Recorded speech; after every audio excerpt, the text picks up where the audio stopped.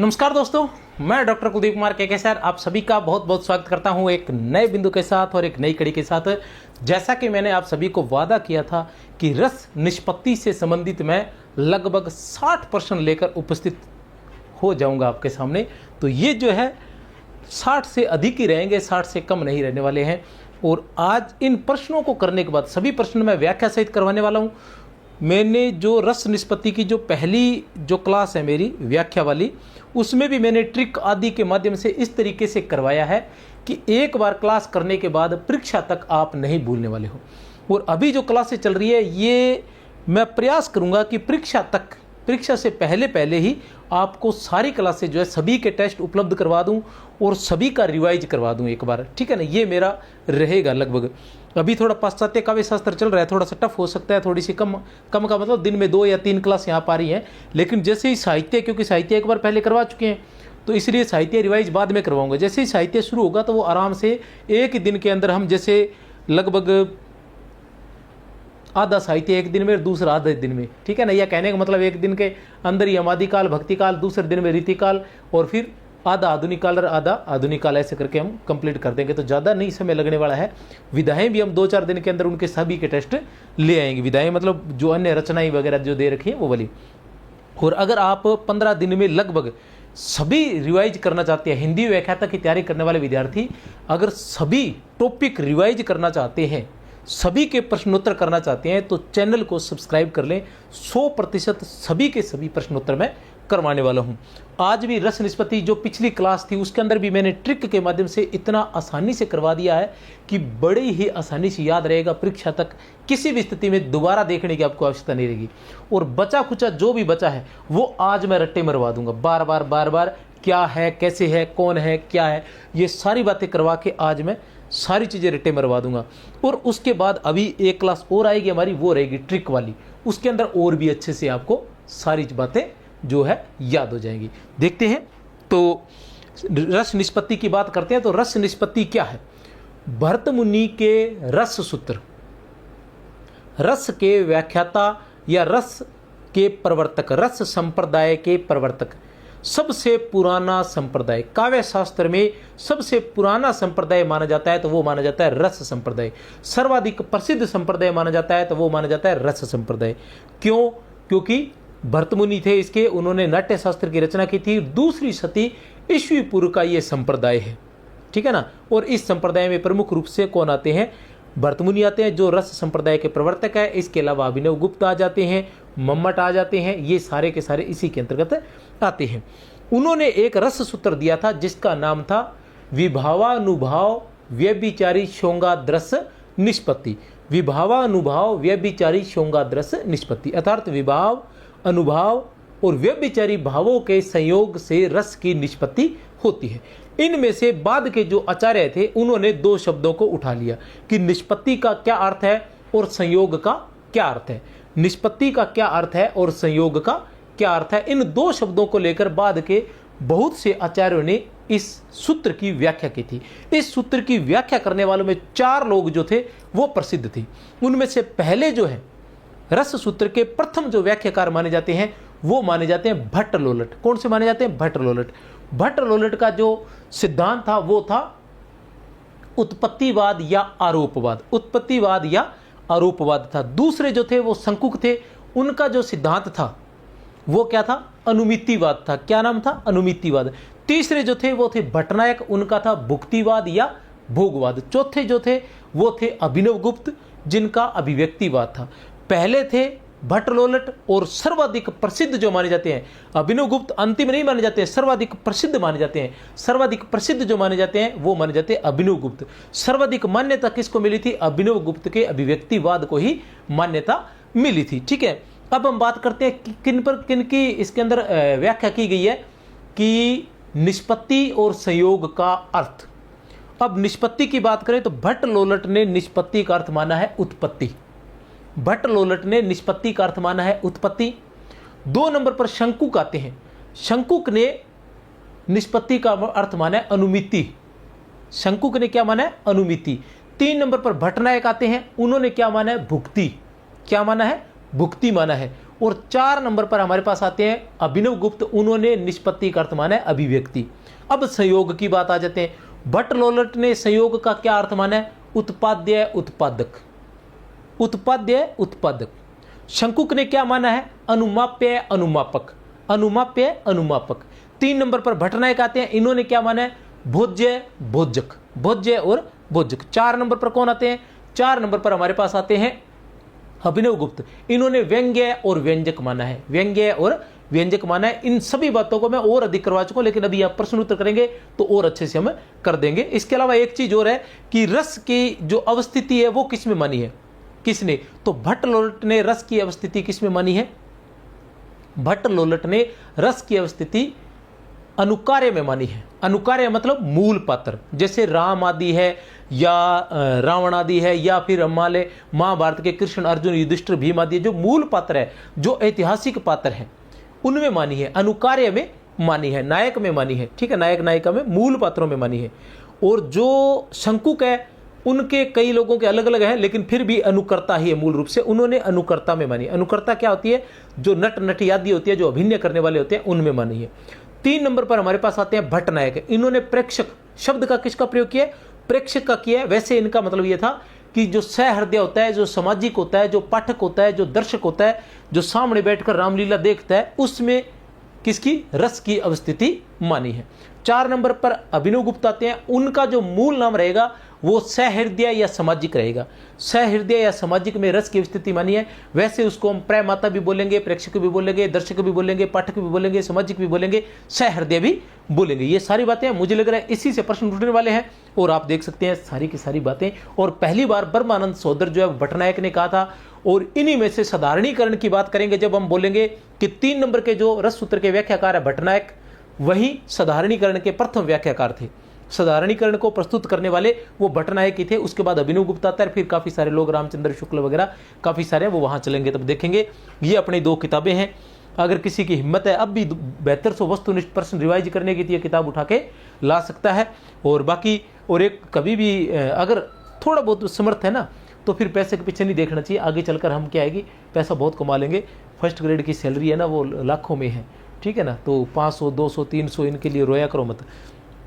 Investment, बड़े बड़े business होते हैं ना, वो करोड़ों अरबों इन्वेस्ट करते हैं। तो समर्थ है तो बिल्कुल असमर्थ है तो फिर तो कोई बात नहीं, थोड़ा एडजस्टमेंट करना पड़ता है, लेकिन थोड़े भी समर्थ है तो कंजूसी नहीं करनी होती। ये 8000 वाली है वरिष्ठ अध्यापक के लिए, ये जरूर ले आना भैया। और जैसे मैं आज की टेस्ट ले रहा हूँ, ऐसे ही टेस्ट वीडियो आपको अपने ऐप पर मिलेंगे, जिसका नाम है संकुल मार्गदर्शन। प्ले स्टोर पर जाकर आप उस ऐप को डाउनलोड कर सकते हैं। वहां पर इसी प्रकार के 150 वीडियो मिलेंगे, केवल 149 में, हिंदी व्याख्याता के लिए। पूरा कोर्स आपको वहां मिलेगा रड़ी रट, ठीक है ना। क्या मिलेगा? रड़ी रट, ठीक है ना। और वरिष्ठ अध्यापक के भी 150 वीडियो मिलेंगे। एक वरिष्ठ अध्यापक के थोड़े बहुत, वरिष्ठ अध्यापक को तो आपको बहुत ही शानदार कोर्स मिलने वाला। अभी 23 जून के बाद इतने शानदार वीडियो रहेंगे उस ऐप के अंदर, और बाद में ये 149 में नहीं मिलेगा वरिष्ठ अध्यापक वाला। तो अभी मौका है आपके पास, फिर मत कहना कहा नहीं भैया। लो जी, आ गए नंबर 1 रस निष्पत्ति का क्वेश्चन है, तैयार हो जाइए। क्या है रस निष्पत्ति का पहला प्रश्न? पहला प्रश्न है आपके सामने कि रस सिद्धांत के प्रवर्तक आचार्य कौन है? रस सिद्धांत के प्यारे बच्चों, प्रवर्तक आचार्य कौन है बताओ। तो कौन है? बड़ा ही आसान सा प्रश्न है, सारे बताएंगे, ज्यादा लंबी चौड़ी रामायण हम करेंगे नहीं। भरत मुनि जी। कौन है? भरत मुनि। प्यारे बच्चों तो कौन है? ठीक है, भरत मुनि है। भरत मुनि रस सिद्धांत के प्रवर्तक आचार्य। रस सिद्धांत बोल दो या रस संप्रदाय बोल दो। संप्रदाय के अंदर कौन कौन से थे? रस संप्रदाय था। रस संप्रदाय के कौन थे? भरत मुनि थे, सबसे पुराना संप्रदाय है। 2 नंबर पर अलंकार संप्रदाय आ जाता है, किसका था? भाम्य का था, ठीक है ना। और उसके बाद आ जाता है रीति संप्रदाय, इसके कौन थे? वामन थे, ठीक है। और तो ये सारे अलग अलग औचित्य संप्रदाय, इसके क्षमेंद्र थे। तो ये सारे संप्रदाय जो है आगे आगे चलते रहते हैं। वक्रोक्ति संप्रदाय थे, इसके कौन थे? कुंतक थे, ठीक है। रस सिद्धांत के प्रवर्तक आचार्य कौन है? भरत मुनि है। भरत मुनि ने नाट्य शास्त्र लिखी थी, 2री सती ईस्वीपुर के ये आचार्य थे। कब के थे? 2री सती ईस्वीपुर के। भरत मुनि जो है ये किस काल के थे? 2री सती ईस्वीपुर। इनकी कौन सी रचना है?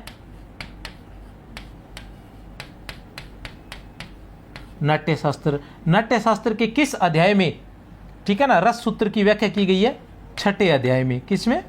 छठे अध्याय में इसकी रस सूत्र की व्याख्या की गई है। रस सूत्र क्या था वो बता चुका हूं आपको, विभावानुभाव व्यभिचारी संगाद रस निष्पत्ति। भरतमुनि की बात करें तो इन्होंने स्थायी भाव कितने माने थे? स्थायी भाव की संख्या इन्होंने 8 मानी थी। रसों की संख्या कितनी मानी थी? रसों की संख्या इन्होंने भी 8 मानी थी। नौवां रस जो था उसका क्या नाम था? नौवां रस जो था उसका क्या नाम था? नौवां रस जो था वो था शांत रस। और ये किसने माना था? शांत रस जो है ये रुद्रट ने माना था। किसने माना था? रुद्रट ने। नहीं रसाद्रते कश्चिद्रथ प्रवर्तते, किसका कथन है? किसका कथन है ये? ठीक है ना, नहीं रसाद्रते कश्चिद्रथ प्रवर्तते, किसका कथन है ये? विश्वनाथ का, दंडी का, मम्मट का, भरतमुनि का। तो किसका कथन है ये? भरतमुनि का कथन है। किसका कथन है? भरतमुनि का। थोड़ा सा स्पीड से रहेगी क्लास क्योंकि प्रश्न ज्यादा है और समय हमारे पास कम है। पाश्चात्य काव्य शास्त्र, पाश्चात्य काव्य शास्त्र,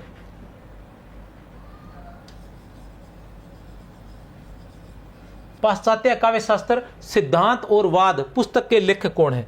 पाश्चात्य काव्य शास्त्र सिद्धांत और वाद पुस्तक के लेखक कौन है? तो ये है डॉक्टर नगेंद्र। कौन है? डॉक्टर नगेंद्र।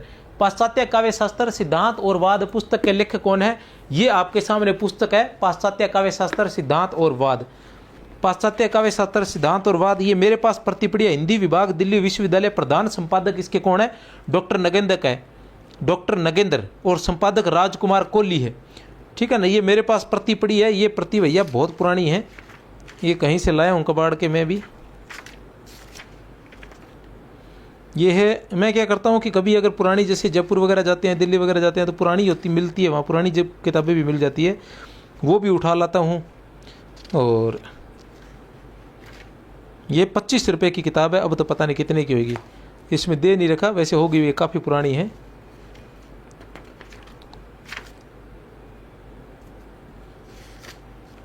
सन होता था पर पेज वेज फट गया लगता है बेचारी गरीब का। चलो कोई बात नहीं, आपका क्या करना है। ये इसलिए बता रहा हूं ताकि आपको नाम याद रहे। ऐसा होता है ना, कोई चीज हम याद करते हैं तो याद नहीं रहती, लेकिन देखते हैं ना तो हमें याद हो जाती है। तो ये पुस्तक किसकी है? इसके लेखक कौन है? पाश्चात्य काव्य शास्त्र सिद्धांत और वाद पुस्तक के लेखक है। ये एक आध प्रश्न मैंने ऐसे ही डाला ताकि आप क्या है कि कुछ, जैसे मुझे ऐसा लगा जब पढ़ते हैं तो पढ़ते वक्त क्या होता है कि सामने कुछ ऐसे प्रश्न आ जाते हैं,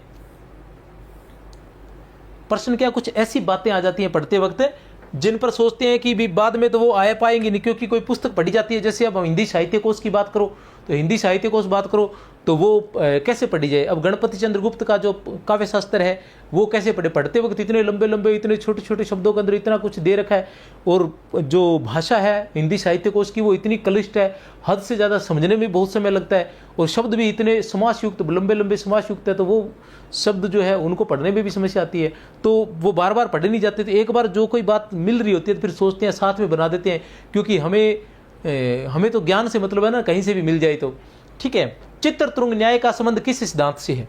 बताइए। चित्रतुंग एक्चुअल में क्या है, ये प्रश्न मैंने पहले से ये पीडीएफ बना रखी है, मैंने ये अभी टाइप करवाए हैं, तो मैं इनके बारे में थोड़ा सा आपको क्या है साथ साथ में इसकी व्याख्या भी, मतलब ये कहाँ पूछे गए हैं, ये उत्तराखंड लेक्चरशिप में पूछे गए हैं, 2020 में पूछा गया था। प्रश्न लगभग इसी प्रकार के पूछे जा रहे हैं, ज़्यादा टेंशन लेने की जरूरत नहीं है आपको, ठीक है ना। चित्रतुंग न्याय की बात करें तो चित्रतुंग न्याय का संबंध किस काव्य सिद्धांत से है? तो अनुमितिवाद से है। किससे? अनुमितिवाद से। चित्रतुंग न्याय क्या था? चित्रतुंग न्याय पहले तो उत्पत्तिवाद। उत्पत्तिवाद किसका था? ये बार बार करवाकर मैं आपको याद करवा दूंगा, किसका था? भट्टलोलट का, ठीक है ना। भुक्तिवाद किसका था? भुक्तिवाद या भोगवाद किसका था? भट्टनायक का। किसका था? भट्टनायक का। उत्पत्तिवाद या आरोपवाद, दो नाम थे इसके, आरोपवाद, ठीक है ना। अभिव्यंजनावाद ये तो पता नहीं किसका था, ठीक है ना। अब चित्रतुंग न्याय क्या था? चित्रतुंग न्याय ये था, किसका था? ये था शंकुक का, ठीक है ना। ये चित्रतुंग न्याय की व्याख्या उन्होंने किसके आधार पर की है? विलक्षण प्रतीति के आधार पर। विलक्षण प्रतीति के आधार पर। अब ये विलक्षण प्रतीति क्या थी कि जो मम्मट थे उन्होंने जो शंकुक है, इन्होंने जो कुछ भी लिखा था उसके आधार पर बताया था कि प्रतीति जो होती है, जो ज्ञान जो होता है वो 4 प्रकार का होता है। ज्ञान जो होता है वो 4 प्रकार का होता है। एक होती है सम्यक प्रतीति, 2 नंबर पर होती है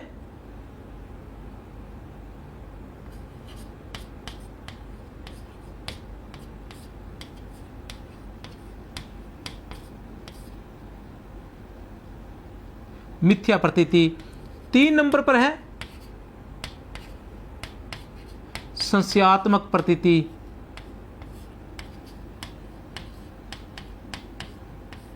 4 नंबर पर रहेगी सादृश्यात्मक प्रतीति।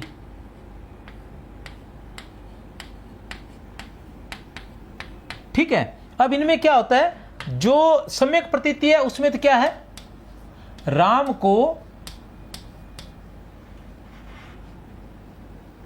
राम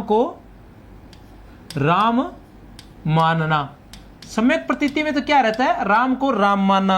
मिथ्या प्रतीति में क्या होता है, राम को श्याम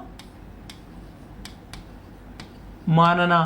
ठीक है ना। और संशयात्मक प्रतीति में राम है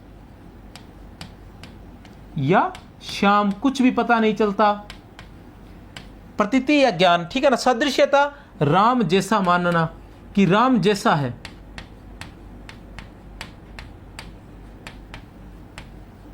इसमें मानना ही आता है, अनुमिति आती है, अनुमान ही आता है। लेकिन वो कहते हैं कि इससे भी अलग एक विलक्षण प्रतीति है, 5वीं। इन किसी में ही रस की उत्पत्ति नहीं होती। 5वीं है एक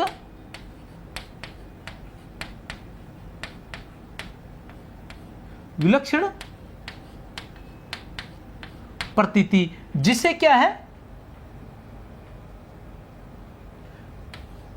चित्रतुंग न्याय से समझाया गया है, जिसे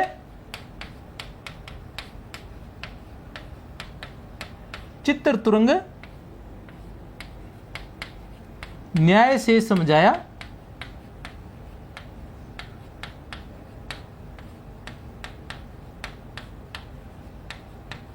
गया है, जिसे चित्रतुंग न्याय से समझाया गया है। ये चित्रतुंग न्याय क्या है, ये चित्रतुंग न्याय क्या है, अगर जरूरत है तो स्क्रीनशॉट ले सकते हैं, वैसे जरूरत नहीं है, मैंने ये पहले पढ़ा चुका हूं मैं सारी चीजें।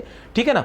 चित्रतुंग न्याय क्या है, चित्रतुंग न्याय के अनुसार शंकु कहते हैं कि घोड़े के चित्र को देखकर, ठीक है ना, घोड़े के चित्र को देखकर हम ये अनुमान लगाते हैं, घोड़े का अनुमान लगा लेते हैं। ठीक है, घोड़े के चित्र को देखकर हम घोड़े का अनुमान लगा लेते हैं।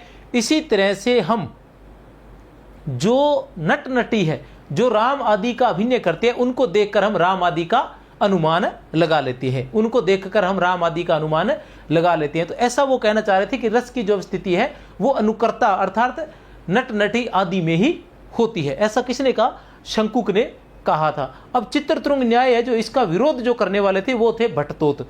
भट्टतोत है, उन्होंने क्या कहा, उन्होंने कहा कि भैया ये तो गलत है। अब घोड़े को देखकर घोड़े का न्याय कैसे कर सकते हो, घोड़े की सवारी तो नहीं कर सकते ना। मिष्ठान को देखकर मिष्ठान का अनुमान तो कर सकते हो, लेकिन उसका अनुभव तो नहीं कर सकते ना।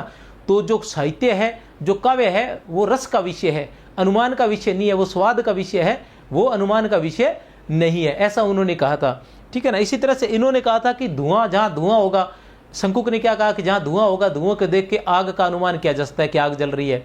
तो वो कह रहे धुएं को देख के आग का अनुमान तो किया जा सकता है, लेकिन क्या आग की तपन को या धुएं की तपन को महसूस किया जा सकता है। इसलिए ये जो इनका अनुमितिवाद था, इसका बहुत अधिक विरोध हुआ था। ये मानो कि लगभग सर्वाधिक विरोध जो है ये शंकुक के अनुमितिवाद का ही हुआ था। प्रसिद्ध रस सूत्र विभावानुभाव व्यभिचारी श्योंगादर्श निष्पत्ति के प्रतिपादक आचार्य है। तो जो ये रस सूत्र है ये किसने दिया था, विभावानुभाव व्यभिचारी श्योंगादर्श निष्पत्ति के प्रतिपादक आचार्य है। कौन है इसके प्रतिपादक आचार्य, तो इसके प्रतिपादक आचार्य है भरत मुनि जी। ठीक है ना। इसके प्रतिपादक आचार्य कौन है, भरत मुनि है। ये कब आया था, ये आया था, प्रश्न पूछा गया है, ये यूपी लेक्चरशिप में 2020 में यह प्रश्न पूछा गया है। यूपी लेक्चरशिप में 2020 में यह प्रश्न पूछा गया है।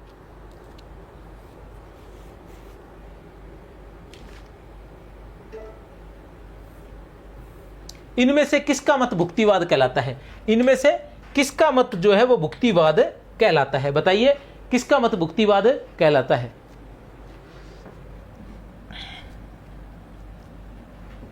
अभिनव गुप्त। अभिनव गुप्त का क्या कहलाता है? अभिनव गुप्त का तो अभिव्यक्तिवाद कहलाता है। क्या कहलाता है?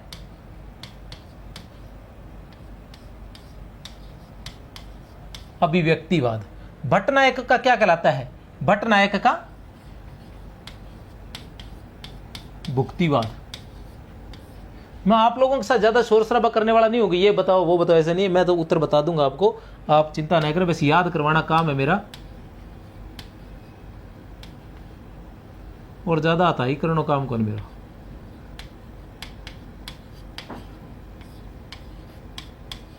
अनुमितिवाद। और भट्ट-लोलट का क्या था?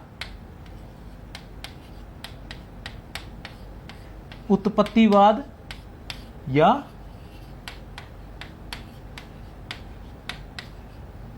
आरोपवाद। ठीक है ना?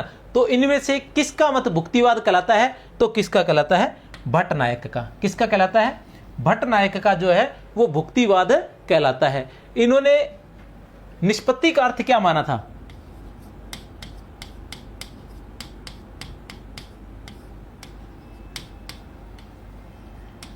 निष्पत्ति का अर्थ क्या माना था? निष्पत्ति का अर्थ इन्होंने माना था,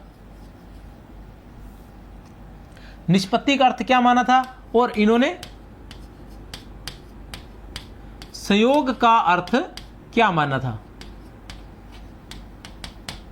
ठीक है, तो निष्पत्ति का अर्थ माना था इन्होंने भुक्ति, और संयोग का अर्थ माना था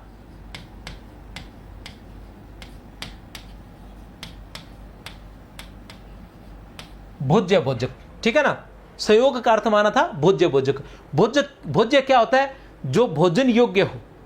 ठीक है ना? जो भोज्य हो या भोजन योग्य हो। तो भोज्य क्या होता है? भोज्य होता है रस। और भोजक क्या होते हैं? जो भोज्य योग्य बनाने वाले या भोज्य करवाने वाले होते हैं या भोग करवाने वाले होते हैं। तो वो क्या होते हैं? भोग करवाने वाले क्या कौन होते हैं? वो होते हैं विभाव, अनुभाव और संचारी भाव। ठीक है, याद हो जाएगा।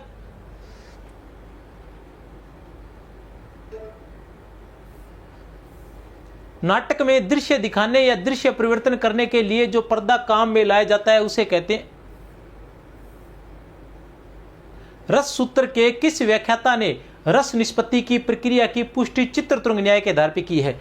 रस सूत्र के किस व्याख्याता ने, रस सूत्र के किस व्याख्याता ने रस निष्पत्ति की प्रक्रिया की पुष्टि चित्रतुंग न्याय के आधार पर की है? तो चित्रतुंग न्याय आते ही आपने कुछ नहीं सोचना, सीधा सीधा उत्तर ठोक देना है, शंकुक।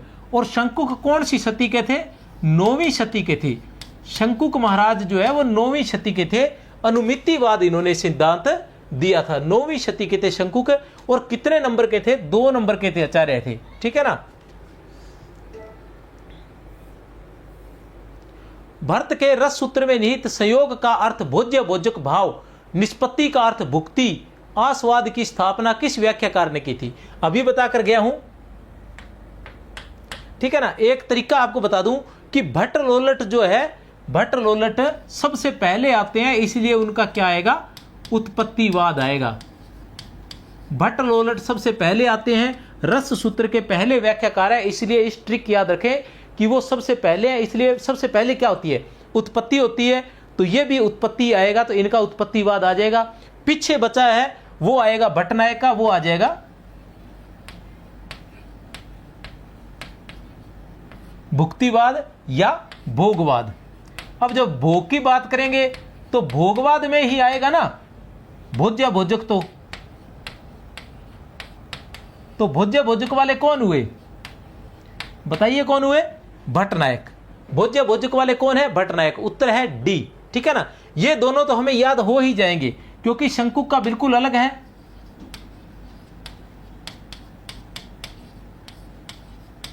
अनुमितिवाद, अभिनवगुप्त का तो याद होना ही होना चाहिए क्योंकि इनका क्या है, अभिव्यक्तिवाद।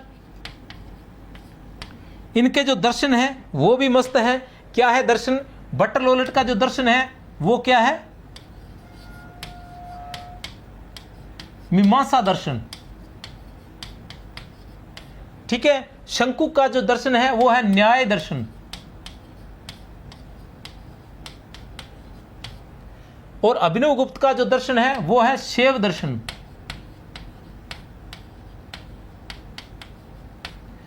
और भट्टनायक का जो दर्शन है वो है सांख्य दर्शन।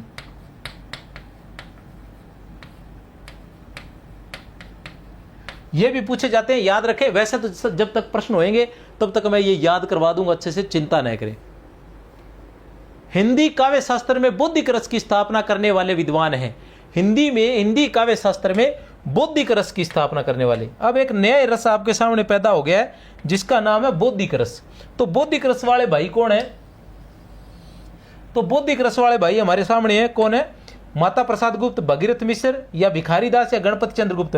तो कौन है? गणपति चंद्र गुप्त। कौन है? गणपति चंद्र गुप्त। भागीरथ नहीं है, ये भगीरथ है।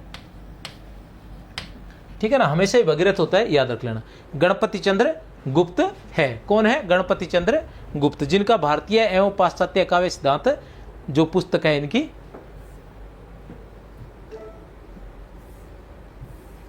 अभिनव गुप्त किस रस सूत्र के व्याख्याकार हैं?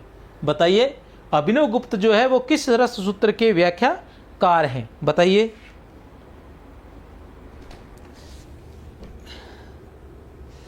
जल्दी जल्दी बताइए भैया, और सभी के बताइए, सभी के उत्तर बताइए।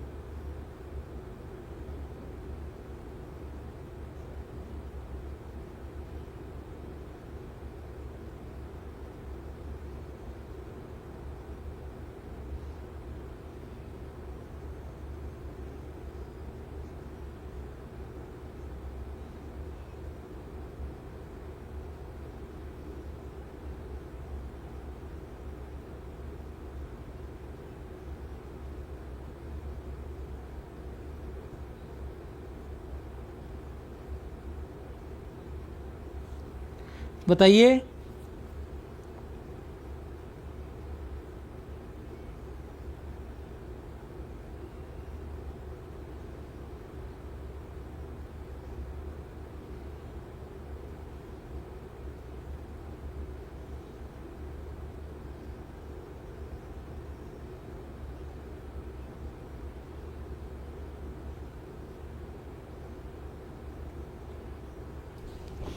क्या है? अभिनव गुप्त किस रस सूत्र के व्याख्याकार हैं? तो किस रस सूत्र के? अभिनव गुप्त। कौन है? अभिनव गुप्त। क्या था अभिनव गुप्त का? अभिनव गुप्त का था अभिव्यक्तिवाद। क्या था? अभिव्यक्तिवाद। आरोपवाद किसका है? आरोपवाद और उत्पत्तिवाद किसका है? भट्टलोलट का है। अनुमानवाद या अनुमितिवाद किसका है? शंकुक का। और मुक्तिवाद का पता नहीं है भैया। भर्तमुनि के रस सूत्र में प्रयुक्त निष्पत्ति का अर्थ उत्पत्ति किस आचार्य ने माना है? भर्तमुनि के रस सूत्र में प्रयुक्त निष्पत्ति का अर्थ किसका? निष्पत्ति का अर्थ, निष्पत्ति का अर्थ उत्पत्ति किसने माना है? ए बैस है या फिर द किसने माना है? तो किसने माना है? निष्पत्ति का अर्थ उत्पत्ति, तो भट्टलोलट ने माना है। किसने? भट्टलोलट ने। क्योंकि अभिनव गुप्त ने तो निष्पत्ति का अर्थ क्या माना है? अभिव्यक्ति। क्या माना है? अभिव्यक्ति, क्योंकि इनके सिद्धांत का नाम था अभिव्यक्तिवाद। हम बात करते हैं भट्टनायक की, तो इन्होंने निष्पत्ति का अर्थ क्या माना है? भुक्ति। शंकु की बात करें तो इन्होंने क्या माना है? अनुमिति। अनुमिति माना है। उत्पत्तिवाद या आरोपवाद किस आचार्य का मत है? उत्पत्तिवाद या आरोपवाद किस आचार्य का मत है? तो उत्पत्तिवाद या आरोपवाद किस आचार्य का मत है? भट्टलोलट का मत है। किसका है? भट्टलोलट का। रस विवेचन में चित्रतुंग न्याय की कल्पना इनमें से किस आचार्य ने की थी? चित्रतुंग न्याय की कल्पना इनमें से किस आचार्य ने की थी? शंकुक ने की थी। किसने की थी? शंकुक ने। ये पहले परीक्षाओं में पूछे जा चुके हैं, इसलिए मैं बार बार आपसे पूछ रहा हूं।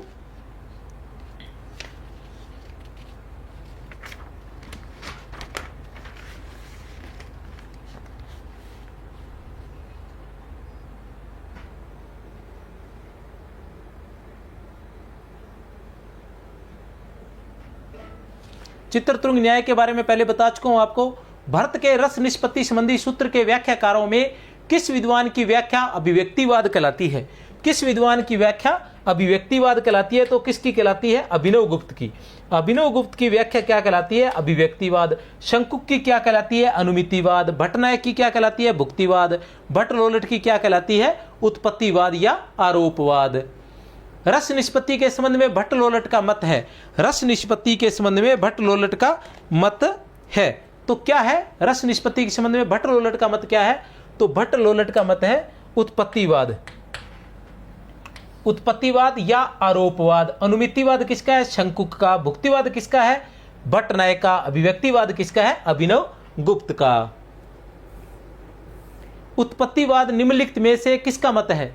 तो ये किसका है? भट्टलोलट का। किसका है? भट्टलोलट का। याद रख लेना।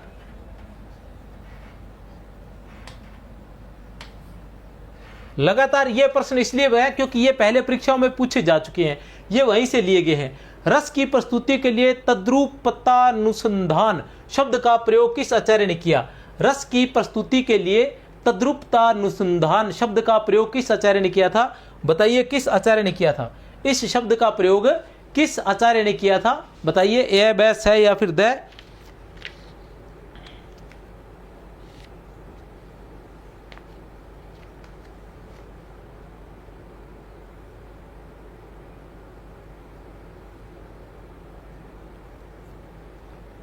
भट्टलोलट ने। किसने? भट्टलोलट ने। ये एक अलग चीज है, याद रख लेना थोड़ा सा।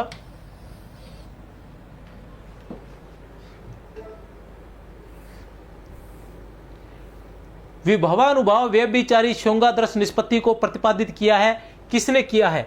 इसको प्रतिपादित किसने किया है? तो भरत मुनि ने किया है। किसने किया है? भरत मुनि ने। भरत मुनि के रस सूत्र के व्याख्याता भट्टनायक के सिद्धांत का नाम है। भट्टनायक के सिद्धांत का क्या नाम था? भट्टनायक के सिद्धांत का नाम है भुक्तिवाद या भोगवाद। भुक्तिवाद या भोगवाद। अनुमितिवाद किसका है? शंकुक का। उत्पत्तिवाद किसका है? भट्टलोलट का। अभिव्यक्तिवाद किसका है? अभिनव गुप्त का। किसका है? अभिव्यक्तिवाद के प्रवर्तक है। अभिव्यक्तिवाद के प्रवर्तक है। कौन है अभिव्यक्तिवाद के प्रवर्तक? है अभिनव गुप्त। कौन है? अभिनव गुप्त है। रस सूत्र के व्याख्याकारों का सही अनुक्रम क्या है?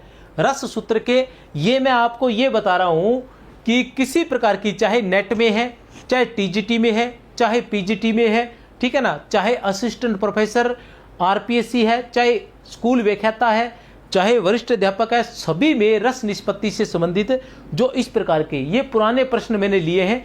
अभी कुछ प्रश्नों के बाद आगे 40% जो है वो नए आने वाले हैं।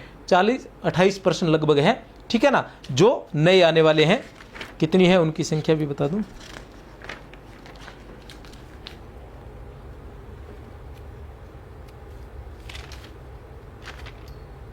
40, पूरे 40 है, अपनी पुस्तक से ही है वो, ठीक है ना, वो बिल्कुल नए आने वाले हैं।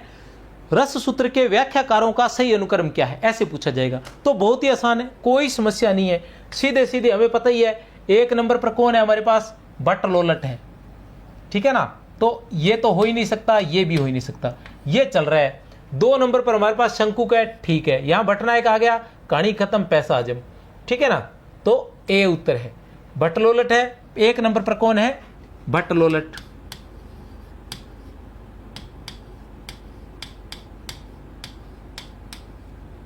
दो नंबर पर कौन है, शंकुक। 3 नंबर पर कौन है, भट्टनायक। 4 नंबर पर कौन है,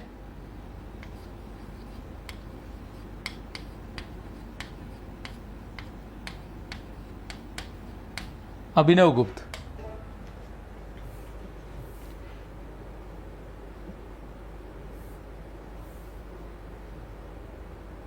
इनमें से कौन भरत मुनि के रस सूत्र के व्याख्याकार हैं, इनमें से कौन भरत मुनि के रस सूत्र के व्याख्याकार हैं। भरत मुनि के रस सूत्र का व्याख्याकार है कौन है, मम्मट है, भट्टलोलट है, भाम्य है, क्षमेंद्र है। सबसे आसान प्रश्न है, कौन है, भट्टलोलट। कौन है, भट्टलोलट। मम्मट, भाम्य और क्षमेंद्र नहीं है। अनुमितिवाद की अवधारणा किसकी है, अनुमितिवाद की अवधारणा किसकी है, तो अनुमितिवाद की अवधारणा किसकी है, शंकुक की है। भट्टलोलट की उत्पत्तिवाद की थी। विश्वनाथ की जो रचना है वो साहित्य दर्पण है, रस से संबंधित। और भट्टनायक का क्या था, भुक्तिवाद या भोगवाद था। निम्नलिखित में से कौन सा काव्य गुण नहीं है, भक्ति को रस रूप में प्रतिष्ठित करने वाले आचार्य हैं, भक्ति को रस रूप में प्रतिष्ठित करने वाले आचार्य, भक्ति को रस रूप में प्रतिष्ठित करने वाले आचार्य कौन है,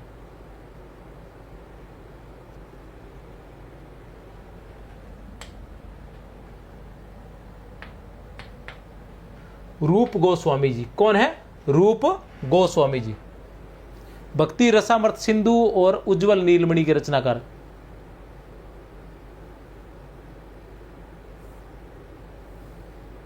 भरत मुनि के रस सूत्र में निम्नलिखित में से किसका उल्लेख नहीं है, भरत मुनि के रस सूत्र में निम्नलिखित में से किसका उल्लेख नहीं है, भरत मुनि के रस सूत्र में निम्नलिखित में से किसका उल्लेख नहीं है, स्थायी भाव का, विभाव का, अनुभाव का, व्यभिचारी भाव का, किसका उल्लेख नहीं है भरत मुनि के रस सूत्र में। तो क्या है भरत मुनि का रस सूत्र, विभावा अनुभाव शोंगा, विभावा अनुभाव व्यभिचारी शोंगादरस निष्पत्ति, विभावा अनुभाव व्यभिचारी शोंगादरस निष्पत्ति। तो विभाव भी है, अनुभाव भी है, विभावानुभाव, विभावानुभाव, तो विभाव, अनुभाव और व्यभिचारी तीनों है, स्थायी भाव का नहीं है। स्पष्ट रूप से हिंदी साहित्य कोश में स्पष्ट रूप से लिखा हुआ है कि इन्होंने स्थायी भावों का जो है वो उल्लेख रस सूत्र में नहीं किया है, स्थायी भावों का उल्लेख रस सूत्र में नहीं किया है, क्योंकि वो विभाव, अनुभाव और व्यभिचारी के संयोग से ही स्थायी भाव की निष्पत्ति होती है, उत्पत्ति होती है, ठीक है ना।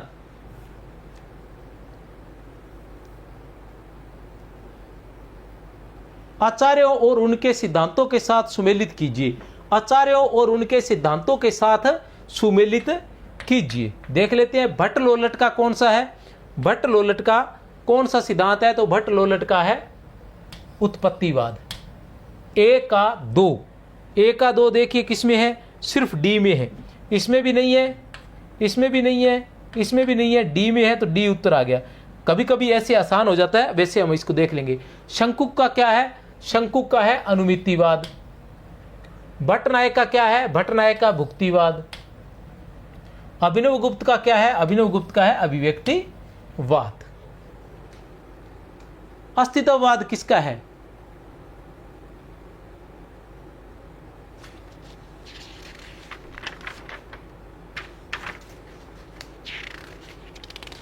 अत्र रत्र नाम दिमाग से निकलेगा मुझे, क्या है,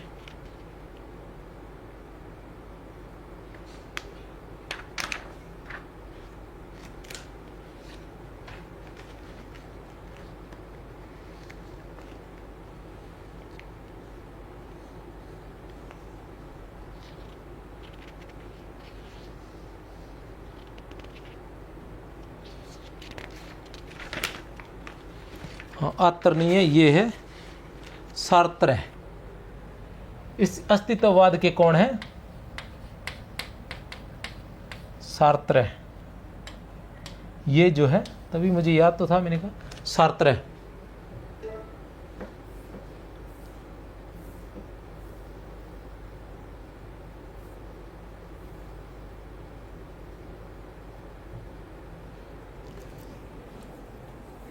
इसके बाद है ना एक ट्रिक भी लेके आऊँगा, ठीक है ना, तो वो भी आप लोग देख लेना। रस सूत्र की, रस सूत्र से संबंधित बड़ी आसानी तरीके से उसको याद करवा देंगे। एक्चुअल में ट्रिक तो मैं यहाँ भी करवा सकता हूँ सारी, लेकिन इसमें क्या समय ज़्यादा लग जाता है, तो मैंने टाइप करवा के तैयार कर रखी है, तो वो सीधा सीधा समझा देंगे और उसकी जो PDF है वो भी आपको दे देंगे, ठीक है ना। इनमें से कौन सा रस सूत्र का व्याख्याता नहीं है? इनमें से कौन रस सूत्र का व्याख्याता नहीं है? शंकुक तो है, भट्टलोलट भी है, अभिनवगुप्त भी है, तो वामन। उत्तर है सी, वामन। इनकी रचना कौन सी थी? पूछी जाती है अक्सर। काव्यालंकार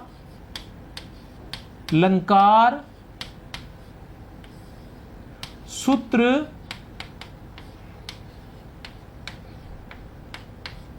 वृत्ति। काव्यालंकार सूत्र वृत्ति, काव्यालंकार सूत्र वृत्ति, ये रीति संप्रदाय के प्रवर्तक माने जाते हैं। किस संप्रदाय के?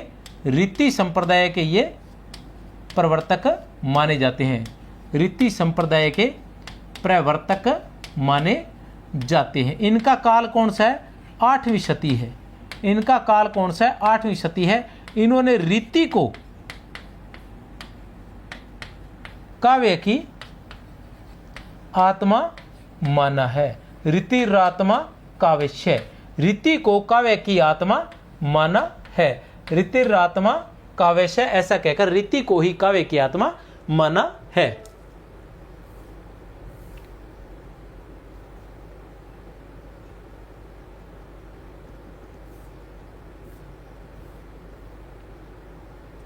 निम्नलिखित आचार्यों का सही अनुक्रम क्या है?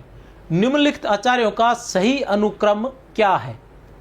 अब देखते हैं क्या है सही अनुक्रम। भर्तमुनि है, सही है। भर्तमुनि ये भी सही है। भर्तमुनि ठीक है जी।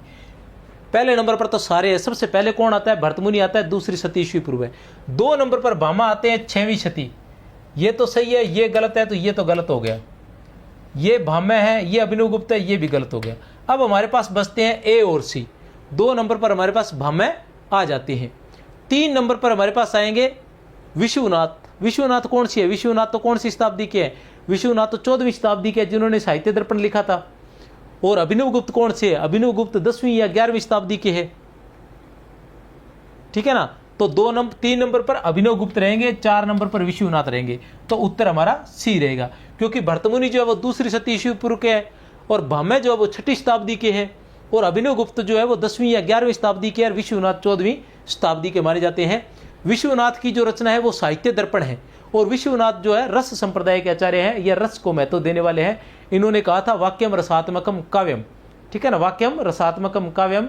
इन्होंने रस को काव्य की आत्मा भी माना था, विश्वनाथ ने भी। वैसे तो भर्तमुनि ने रस को काव्य की आत्मा माना था, लेकिन विश्वनाथ ने भी रस को काव्य की आत्मा माना था। इनका काव्य की परिभाषा इन्होंने दी थी वाक्यम रसात्मकम काव्यम, वाक्यम रसात्मकम काव्यम। अभिनवगुप्त की बात करें तो इनकी 2 रचनाएं थी। अभिनव भारती जो नाट्य शास्त्र की टीका थी, एक थी अभिनव भारती जो नाट्य शास्त्र की टीका थी, और एक थी ध्वन्यालोकलोचन जो थी आनंदवर्धन, उसकी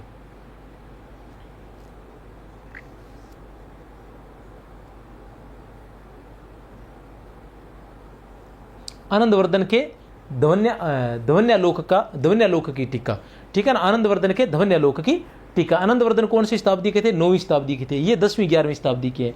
भाम्य की काव्य अलंकार रचना थी। भाम्य की काव्य अलंकार रचना थी, कौन सी शताब्दी के थे? ये थे 6वीं शताब्दी के। भाम्य की कौन सी रचना थी? काव्य अलंकार। भाम्य की कौन सी थी? काव्य अलंकार। ये किस संप्रदाय के प्रवर्तक थे? अलंकार संप्रदाय के। किस संप्रदाय के? अलंकार संप्रदाय के। इनका कौन सा काल है? 6वीं शताब्दी माना जाता है। कौन सा काल माना जाता है इनका? 6वीं शताब्दी माना जाता है। भर्तमुनि जानते हो रस संप्रदाय के प्रवर्तक है। दूसरी शती ईस्वी पूर्व इनका जो काल है माना जाता है। इनकी रचना जो है वो नाट्य शास्त्र है। भर्तमुनि के अनुसार काव्य में कुल कितने गुण होते हैं? भर्तमुनि के अनुसार काव्य में कुल कितने गुण? ये गुणों के बीच में आगे हमारा क्या टाइपराइटर रहने जगह ठीक ही है भैया। पीपीटी बनाने वाला जगह विद्वान है बोला, तो वे क्या है कि होशियार बोला बना इल्ली भिन्न बना दे बिल्ली भिन्न बना दे, कॉपी पेस्ट करके ये पुरानी प्रश्निंग में ठोक रखे आज। तो चलो करांगा बात, क्लास खत्म हो जाए फिर बात का मतलब तो क्या करना, निवेदन करांगा भी यार, सही बना दे करो, रुपया लियो कम से कम, फ्री तो बनाओ को नहीं। भरत मुनि के अनुसार काव्य में कितने गुण माने जाते हैं, चालता चालता वो भी बता दें था ने, थे भी कि याद रखूंगा, ये गिफ्ट वाउचर है। भरत मुनि ने कितने माने हैं, भरत मुनि ने 10 माने हैं। काव्य गुणों की बात करें, चालते चालते विषय से हटकर गुण बता देता हूं आपको। 3 गुण माने गए हैं काव्य में गुण। बड़ी आसान सी ट्रिक है, 1 मिनट में थारो काम निकल जिसी। काव्य में गुण कौन कौन से? 3 गुण। 3 गुण किसने माने? जिनके नाम में 3 वर्ण आते हैं, भाम्य, आनंद, मम्मट और कुंतक। ठीक है ना, जिन्होंने 3 गुण माने हैं काव्य में, जिन्होंने 3 गुण माने हैं वो कौन कौन से? जिनके नाम में 3 वर्ण आते हैं, भाम्य, आनंद, मम्मट और कुंतक, और जिनके नाम के आगे नाथ लगता है, विश्वनाथ और जगन्नाथ। जिन्होंने कहा था रमणीयार्थ है, प्रतिपादक है, शब्द है काव्यम। फिर आते हैं इसके बाद हमारे पास 3 के बाद आ जाते हैं हमारे पास 10 काव्य गुण। 10 दै से दंडी, दंडी ने 10 माने थे, दै से दंडी और दै से 10, और साथ में क्या है? भरतमुनि, भरतमुनि ने भी 10 ही माने थे। फिर आ जाते हैं हमारे पास 20 काव्य गुण किसने माने थे? वामन ने। तो वैसे 20 और वैसे वामन, वैसे 20 और वैसे वामन। 24 गुण किसने माने थे? 24 माने थे भोज ने। भोज के जैसे आप चय बना लीजिए और चय से 24 बना लीजिए। ठीक है ना, भोज के जैसे चय बना लीजिए और चय से 24 बना लीजिए। उसके अलावा 18 जो काव्य गुण है वो माने थे अग्नि पुराणकार ने। अग्नि पुराणकार ने क्या माने थे? 18 काव्य गुण माने थे। ये चालता चालता था ना, ट्रिक करवा दी। भारतीय काव्य शास्त्र के प्रमुख काव्य शास्त्रियों का सही क्रम क्या है? भारतीय काव्य शास्त्र के प्रमुख काव्य शास्त्रियों का सही क्रम क्या है? तो सबसे बड़ी बात यह है कि सबसे पहले कौन आ जाते हैं, इनके क्रम याद रख लेना, बहुत ही साधारण सी है। जो काव्य लक्षण है उनमें भी ये पूछा जाता है, इनकी परिभाषा भी याद कर लेना। जैसे भरतमुनि की परिभाषा है कि मृदु ललित पदाढ्यम गूढ़ शब्दार्थहीनम स भवति शुभ काव्यम नाटकम प्रेक्षकाणम। भरतमुनि की काव्य की परिभाषा है ये। ठीक है ना, तो उसी तरह से भाम्य की क्या है? शब्दार्थो सहितो काव्यम। ठीक है ना, भाम्य की क्या है? शब्दार्थो सहितो काव्यम। इसी तरह से जगन्नाथ की क्या है? रमणीयार्थ है, प्रतिपादक है, शब्द है काव्यम। रुद्रट की क्या है? नन्नु शब्दार्थो काव्यम। जगन्नाथ की क्या है? रमणीयार्थ है, प्रतिपादक है, शब्द है काव्यम। विश्वनाथ की क्या है? वाक्यम रसात्मकम काव्यम। तो इस तरह से इनकी जो परिभाषाएं हैं वो भी आपने याद करनी है, ध्यान रख लेना। तो और काल भी याद रखने। सबसे पहले कौन आते हैं? भरतमुनि आते हैं। दूसरी सती ईस्वी पूर्व के हैं भरतमुनि। एक ही व्यक्ति है जो ईस्वी पूर्व के हैं, वो है भरतमुनि। तो आनंदवर्धन तो नहीं हो सकते, भरतमुनि, जगन्नाथ भी नहीं हो सकते, विश्वनाथ भी नहीं हो सकते। तो कौन है? उत्तर बी है, क्योंकि आनंदवर्धन कौन सी थे? 17वीं शताब्दी के थे। कौन सी? 17वीं शताब्दी के थे। और 17वीं शती के इनका कौन सा ग्रंथ था? रस गंगाधर। आनंदवर्धन का था रस गंगाधर। इन्होंने कहा था रमणीयार्थ है इन्होंने कहा था रमणीयार्थ है, प्रतिपादक है, शब्द है काव्यम। रमण और जगन, रमण और जगन। भरतमुनि, जगन्नाथ। अच्छा, क्या बात कर रहा हूं मैं, सॉरी, दिमाग है ना बहुत ज्यादा तेज चलने लग गया। आनंदवर्धन क्या है? 9वीं शती के हैं। आनंदवर्धन 9वीं शती के हैं। इन्होंने ध्वनि संप्रदाय दिया था। क्या दिया था? ध्वनि संप्रदाय। और ध्वन्यालोक इनकी रचना थी। क्या नाम था? ध्वन्यालोक। भरतमुनि इनका रस संप्रदाय था। जगन्नाथ जो थे ये 17वीं शताब्दी के थे। ये क्या थे? 17वीं शती के थे। जगन्नाथ 17वीं शती के थे। इनके ग्रंथ का नाम क्या था? रस गंगाधर था। इनकी काव्य की परिभाषा क्या थी? रमणीयार्थ है, प्रतिपादक है, शब्द है काव्यम। विश्वनाथ जो है ये 14वीं शती के थे। इनकी रचना का क्या नाम था? साहित्य दर्पण। इनकी रचना का क्या नाम था? साहित्य दर्पण था। इन्होंने क्या काव्य की परिभाषा क्या दी थी? वाक्यम रसात्मकम काव्यम। वाक्यम रसात्मकम काव्यम। रस निष्पत्ति के संदर्भ में भुक्तिवाद किस आचार्य का है? रस निष्पत्ति के संदर्भ में भुक्तिवाद जो है वो किस आचार्य का है? तो भुक्तिवाद की हम बात करें तो भट्ट नायक का है। अभिनव गुप्त का क्या था? एक बार फिर से बता दूं, याद हो जाएगा, रट्टे पे पट्टे लग जाएंगे भैया। पेपर में ऐसे कैसे ही आएगा, भूलोगे नहीं, कहोगे गुरुजी हो तो थे तो काम तकड़ो ही कर दियो। अनुमितिवाद, हाँ हिंदी की क्लास है भैया। अब राजस्थानी बोल तो दे यहाँ पर, सोचा के करा, क्योंकि ये ना यूपी वाले भी बहुत देखते हैं क्लास, ठीक है ना, तो उनके तो समझ में नहीं आता होगा गुरुजी के यहाँ लग रहे। भट्ट नायक का भुक्तिवाद था और भट्ट लोलट का क्या था, उत्पत्तिवाद या आरोपवाद। याद करवा दियो, कमेंट कर दे करो क्लास ठीक है तो भैया। निम्नलिखित में से कौन सा कथन आचार्य विश्वनाथ का नहीं है? निम्नलिखित में से कौन सा कथन आचार्य विश्वनाथ का नहीं है? रस अखंड है, रस स्वयं प्रकाश है, रस वेदांतर स्पर्श शून्य है, रस अपने आकार से भिन्न रूप में आस्वादित किया जाता है। रस अपने आकार से भिन्न रूप में, रस अखंड है, बिल्कुल सही है। रस स्वयं प्रकाश है, सही है। रस वेदांतर स्पर्श शून्य है, सही है। रस अपने आकार से भिन्न रूप में आस्वादित किया जाता है, नहीं। रस जो है आस्वाद्य है, आस्वादित नहीं है। तो उत्तर है डी। क्या है उत्तर? डी है। इसके बारे में नोट्स में और देख लेते हैं, कुछ स्पेशल लिखा हुआ है तो।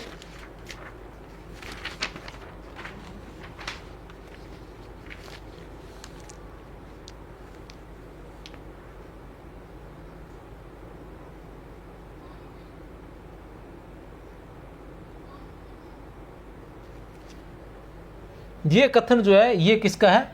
विश्वनाथ का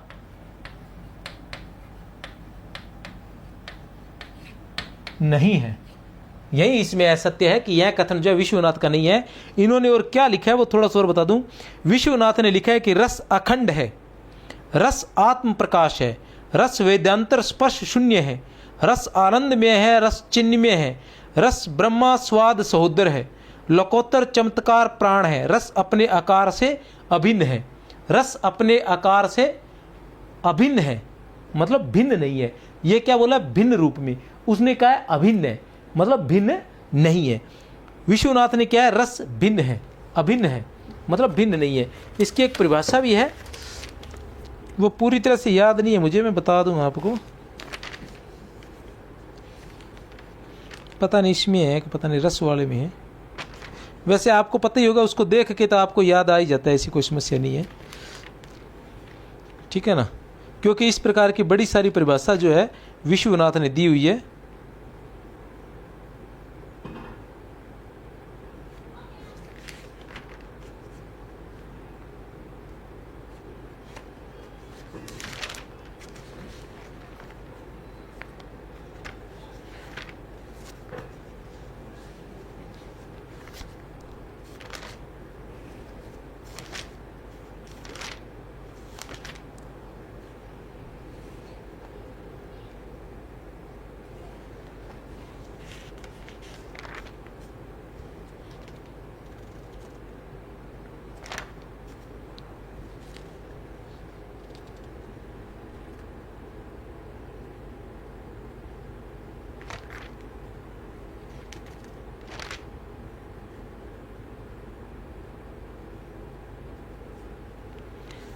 यह है सत्वोद्रेक खंड सो प्रकाशानंद चिन्मय।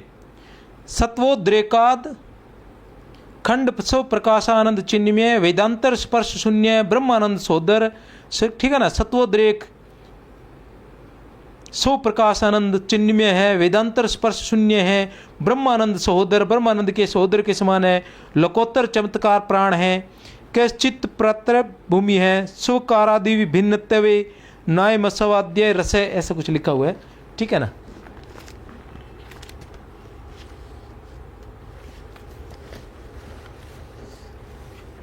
चलो आगे चलते हैं, ज़्यादा टाइम नहीं हो गया। जो प्रश्न आसान थे, ज़्यादा समय नहीं लिया मैंने। महिम भट्ट द्वारा प्रतिपादित सिद्धांत है। महिम भट्ट द्वारा कौन सा सिद्धांत था? अनुमानवाद।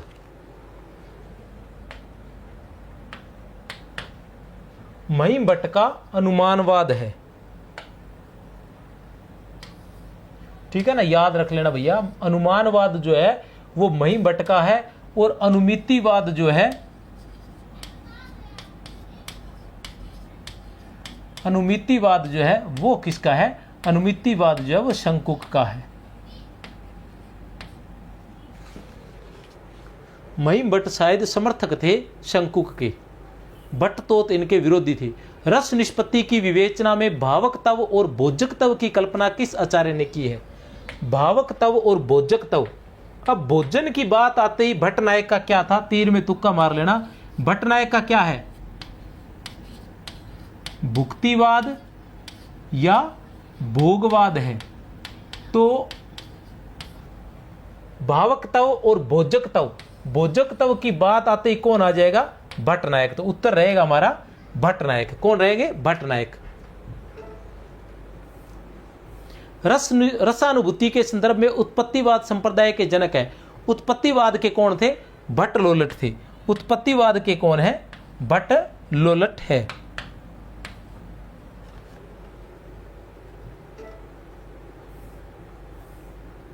उत्पत्तिवाद किस आचार्य का सिद्धांत है? उत्पत्तिवाद जो वो किस आचार्य का सिद्धांत है? तो वो है भट्ट लोलट का। किसका है?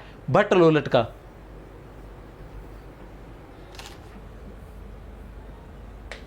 किसका है? भट्ट लोलट का। रस सिद्धांत का प्रवर्तक किसे माना जाता है? रस सिद्धांत का प्रवर्तक किसे माना जाता है? तो किसे माना जाता है? भरतमुनि को माना जाता है। भरतमुनि दूसरी शती ईस्वी पूर्व के थे। ठीक है ना? रस सिद्धांत मान लो या रस संप्रदाय मान लो, कौन थे इसके प्रवर्तक? रस सिद्धांत मान लो या रस संप्रदाय मान लो, कौन थे इसके प्रवर्तक? भरतमुनि थे। भरतमुनि की रचना क्या है? नाट्य शास्त्र है। रचना का नाम क्या था? नाट्य शास्त्र था। रस निष्पत्ति का समीक्षा संबंधी अभिव्यक्तिवाद सिद्धांत किस आचार्य का है? अभिव्यक्तिवाद सिद्धांत किस आचार्य का है? तो अभिव्यक्तिवाद सिद्धांत की हम बात करें तो अभिनव गुप्त का है। किसका है? अभिनव गुप्त का है। रस के स्वरूप के संबंध में इनमें से कौन सा कथन असत्य है? क्या देखना है हमें? असत्य कथन देखना है। क्या देखना है? असत्य कथन है। अभी बताकर गया था, रस वेदांतर स्पर्श शून्य है। रस लौकिक आनंद प्रदान करता है। रस ब्रह्म स्वाद सहोदर है, स्व प्रकाशानंद है। तो रस जो है वेदांतर स्पर्श शून्य है। बिल्कुल सही है। रस लौकिक आनंद प्रदान करता है? नहीं। रस जो है वो क्या करता है? अलौकिक आनंद प्रदान करता है। रस का जो आनंद है वो अलौकिक है। अतः उत्तर क्या है? बी। असत्य जो है वो बी है। बाकी रस ब्रह्मा स्वाद सहोदर है और स्वयं प्रकाशानंद है।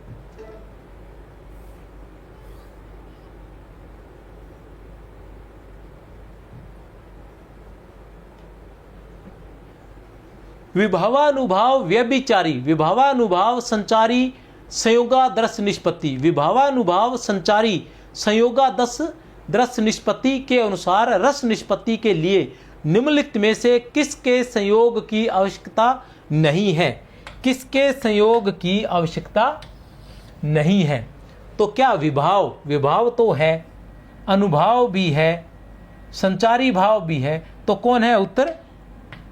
सुभाव। तो कौन है उत्तर? सुभाव। भाव जिसके हृदय में रहते हैं उसे क्या कहते हैं? भाव जिसके हृदय में रहते हैं उसे क्या कहते हैं? भाव जिसके हृदय में रहते हैं, उद्दीपन, आलंबन, अनुभाव और आश्रय। भाव जिसके हृदय में रहते हैं, वैसे तो आश्रय हुआ क्योंकि भाव आश्रय के हृदय में रहते हैं। भाव किसके हृदय में रहते हैं? भाव हमेशा आश्रय के हृदय में रहते हैं।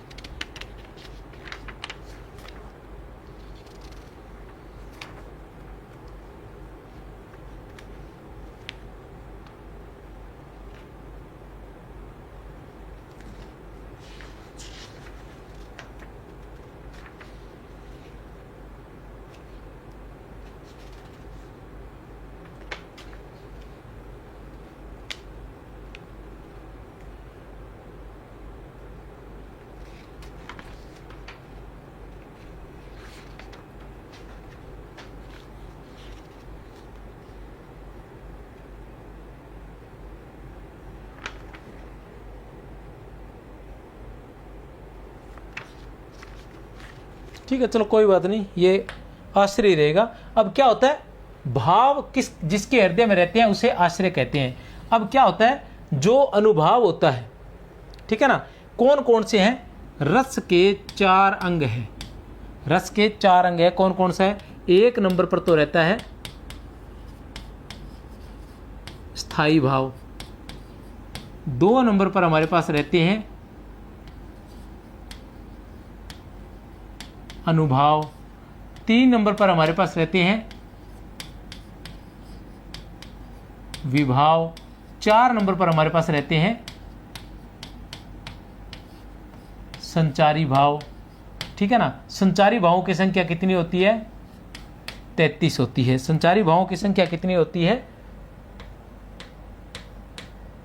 संचारी भावों की संख्या कितनी होती है, 33 होती है। पता है सभी को। विभावों की संख्या कितनी होती है, ये कुछ नहीं 5 कुछ नहीं 4 मानिए, वैसे 4 होती है। कौन कौन से होते हैं 4, वो है, एक है कायिक, वाचिक,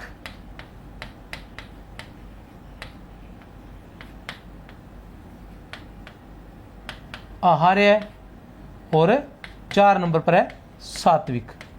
कायिक, वाचिक, आहार्य और सात्विक। सात्विक भावों की संख्या कितनी होती है, विभावों की संख्या कितनी होती है, 8 होती है। ठीक है ना। स्वेद स्तंभ स्वरभंग, स्वेद स्तंभ स्वरभंग, वे पथु रोमांच अश्रु वैवर्ण्य और प्रलय, इस तरह से लगभग 8 होती है। कोई एक आधा भूल गया हो तो माफ कर देना। स्थायी भावों की संख्या कितनी होती है, भरतमुनि ने 8 मानी है, वैसे हम 9 ही मानते हैं। ठीक है ना, 9 स्थायी भाव होते हैं, 9 ही रस होते हैं। अनुभाव की बात करें तो इनकी संख्या 2 होती है। अभी हमने अनुभाव ही पढ़ना है। अनुभाव में क्या होता है, इस प्रश्न के अनुसार एक होता है आलंबन और एक होता है उद्दीपन।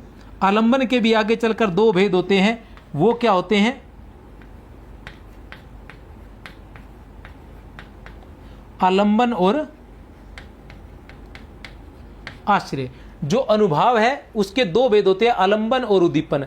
आलंबन वो होते हैं जिनके मन में भाव जागृत होते हैं, और उद्दीपन वो होते हैं जो भावों को और अधिक उद्दीप्त करते हैं। ठीक है ना, भावों को और अधिक उद्दीप्त करते हैं। जैसे राधा कृष्ण के जो श्रृंगार के पद हैं, उनके अंदर जैसे उनके भावों को जो उद्दीप्त करने वाले हैं वो यमुना का किनारा है। ठीक है ना, और वहाँ की जो पक्षी है उनकी, हम कह सकते हैं उनकी ध्वनि, उनकी आवाज़ वगैरह, ठीक है ना, या वहाँ की चलने वाली हवा आदि, ये उद्दीप्त करने वाले हैं। और आलंबन जो है उनके मन में भाव जाग, आलंबन भी 2 होते हैं, एक होता है आलंबन और एक होता है आश्रय। आलंबन वो होता है जिसे देखकर मन में भाव जागृत होते हैं, और आश्रय वो होता है जिसके मन में भाव जागृत होते हैं। अब इसमें आलंबन में हम क्या ले सकते हैं, आलंबन में हम राधा को ले सकते हैं और आश्रय में हम कृष्ण को भी ले सकते हैं। और ये भूमिका जो है चेंज होती रहती है कि राधा को देखकर अगर कृष्ण के मन में भाव जागृत हो रहे हैं, राधा को देखकर यदि कृष्ण के मन में भाव जागृत हो रहे हैं, तो राधा आलंबन है, सहारा है। आलंबन मतलब सहारा, भाव जागृत करने का। तो राधा जो है वो आलंबन है और कृष्ण जो है आश्रय, क्योंकि उनके मन में भाव जागृत हो रहे हैं। यदि कृष्ण को देखकर राधा के मन में भाव जागृत हो रहे हैं, तो कृष्ण क्या हुए, आलंबन हो गए, और राधा क्या हो गई, आश्रय हो गई। तो आश्रय के मन में भाव होते हैं या जागृत होते हैं। रस निष्पत्ति में भुक्तिवाद की अवधारणा का संबंध किससे है, तो भुक्तिवाद की अवधारणा का संबंध किससे है, भट्ट नायक से है। किससे है, भट्ट नायक से है। भुक्तिवाद की स्थापना का भट्ट नायक का क्या था,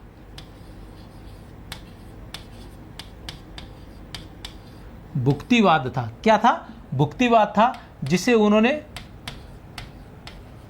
भोज्य भोजक के माध्यम से समझाने का प्रयास किया था। भोज्य भोजक के माध्यम से समझाने का प्रयास किया था। अभिनव गुप्त की बात करें तो इनका क्या था, अभिव्यक्तिवाद था। अभिनव गुप्त की बात करें तो इनका क्या था, अभिव्यक्तिवाद था। शंकुक की बात करें तो इनका क्या था, अनुमितिवाद था। लोलट की बात करें तो इनका उत्पत्तिवाद या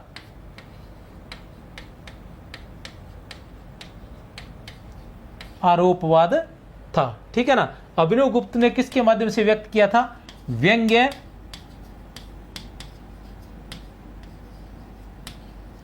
व्यंजक।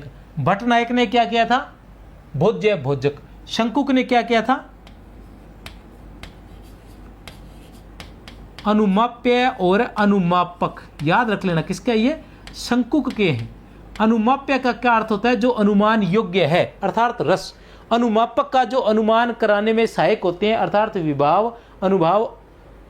अच्छा, अनुमापक में ये रहेंगे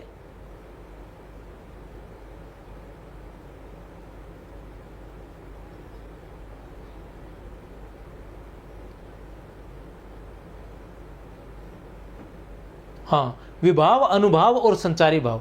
विभाव, अनुभाव और संचारी भाव सभी रहेंगे। लोलट की बात करें तो लोलट का क्या था? उत्पाद्य उत्पादक माना था इन्होंने, उत्पाद्य उत्पादक माना था। और वैसे इनको क्या कहा जा सकता है? इनके आगे तीन थे, वो कौन कौन से थे वो मैं करवा चुका हूं। वैसे एक था गम्य गम्मक है, और एक है पोष्य पोषक है, ठीक है ना।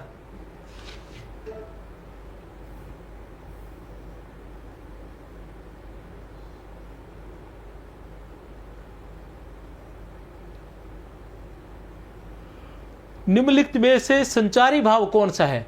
निम्नलिखित में से संचारी भाव कौन सा है? बताइए भैया।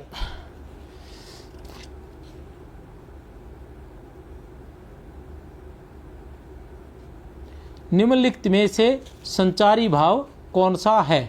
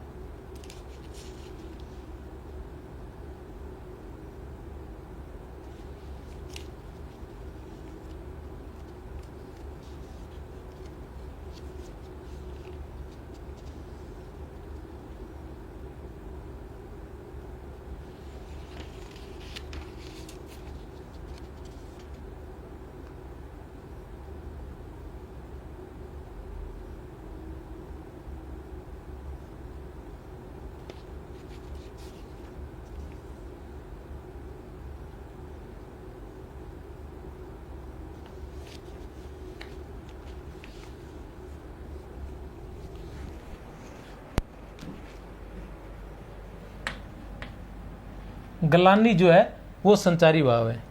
क्यों है गलानी संचारी भाव? क्योंकि स्वर भंग जो है ये तो है सात्विक भाव, स्वेद भी सात्विक भाव, स्तंभ भी सात्विक भाव है। और सात्विक भाव जो होते हैं वो क्या कहलाते हैं? वो कहलाते हैं अनुभाव।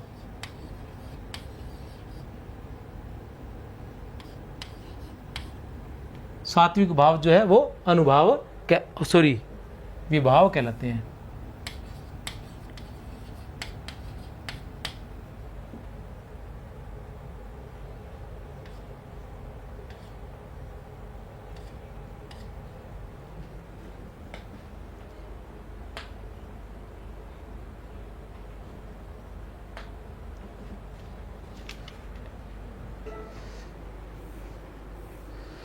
विभवानुभाव व्यभिचारी शोंगादर्श निष्पत्ति सूत्र किसका है?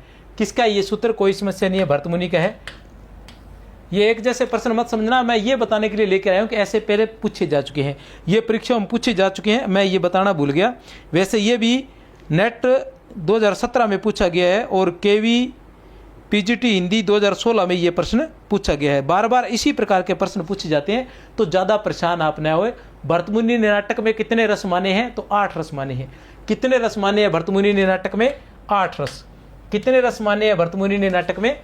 8 रस माने है। सांख्य दर्शन के आधार पर रस निष्पत्ति की व्याख्या किसने की थी? सांख्य दर्शन के आधार पर, सांख्य दर्शन के आधार पर रस निष्पत्ति की व्याख्या किसने की थी? तो सांख्य दर्शन के आधार पर भट्ट नायक ने की थी। एक बार हम देख लेते हैं कि सबसे पहले भट्ट लोलट आते हैं। जल्दबाजी न करें, थोड़ा सा क्योंकि क्रम से करते हैं तो हो जाता है। 1 नंबर पर भट्टलोलट है, 2 नंबर पर हमारे पास है शंकुक है, 3 नंबर पर हमारे पास आ जाते हैं भट्टनायक,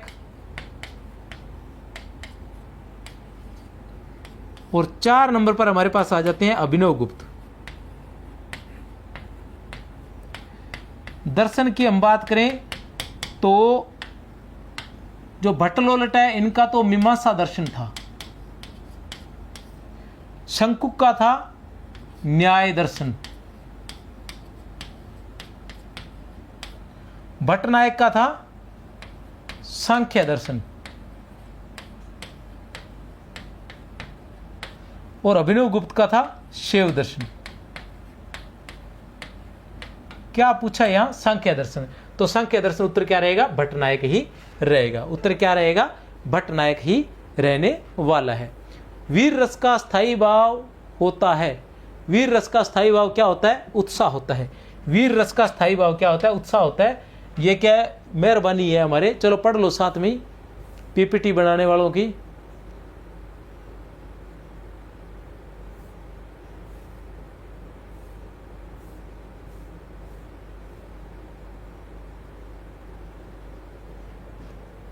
ये भी करवा ही देता हूं, वैसे ये तो नींद में बना। आश्रय की वे सूक्ष्म मानसिक क्रियाएं जो स्वयं उत्पन्न होती है, चाहने पर भी रोकी नहीं जा सकती। आश्रय की वे सूक्ष्म मानसिक क्रियाएं जो स्वयं उत्पन्न होती है, जिन्हें रोका नहीं जा सकता, जो अपने आप उत्पन्न हो जाती है, वो कहलाती है सात्विक अनुभाव। सात्विक अनुभाव कहलाती है सात्विक क्रियाएं या सात्विक अनुभाव। वैसे अनुभाव कौन से होते हैं? कायिक, वाचिक और आहार्य। कायिक क्या होते हैं? जब हम काया के द्वारा, मुंह के द्वारा, हाथों के द्वारा जब हम कुछ कहते हैं, व्यक्त करते हैं। अनुभाव क्या होते हैं? जब आश्रय जो होता है वो जो व्यक्त करता है वो अनुभाव के अंतर्गत आता है। ठीक है ना? तो वो क्या है? कायिक जो होते हैं वो अनुभाव, कायी शरीर के द्वारा, चाहे मुंह से कहे, आंखों से कहे, जो भी कहेंगे वो अनुभाव में आएगा। जैसे है ना, वो कहत नटत रिज्जत खिजत मिलत खिलत, कहत नटत रिज्जत खिजत मिलत खिलत लजियात, भरे भोन में करत है नैनन ही सो बात। जो नैनों से बात की जाती है वो कायिक के अंतर्गत आती है। सात्विक में क्या होता है? जो अपने आप होते हैं, जैसे चेहरे का रंग उड़ जाना, पसीना आने लग जाना, ठीक है ना, स्तंभ हो जाना, तो ये स्वरभंग हो जाना, गला भर आना, ठीक है ना, कंपन होना, तो ये सारी की सारी बातें किस में आ जाती है? सात्विक में। वाचिक में क्या होता है? बोलकर जब हम अपने भाव व्यक्त करते हैं तो वो वाचिक में आता है। आहार्य होता है कि हम अपने भाव व्यक्त करने के लिए वैसी वेशभूषा धारण कर लेते हैं, तो वो वैसा हो जाता है। तो वो वेशभूषा, आहार्य में वेशभूषा धारण करना होता है। ये चारों जो अनुभाव है। चित्रतुंग न्याय की अवधारणा का उपयोग किस आचार्य ने रस निष्पत्ति की व्याख्या में किया था? तो किसने किया था? शंकुक ने किया था। किसने किया था? शंकुक ने किया था। अब देख लेता हूं कोई और प्रश्न।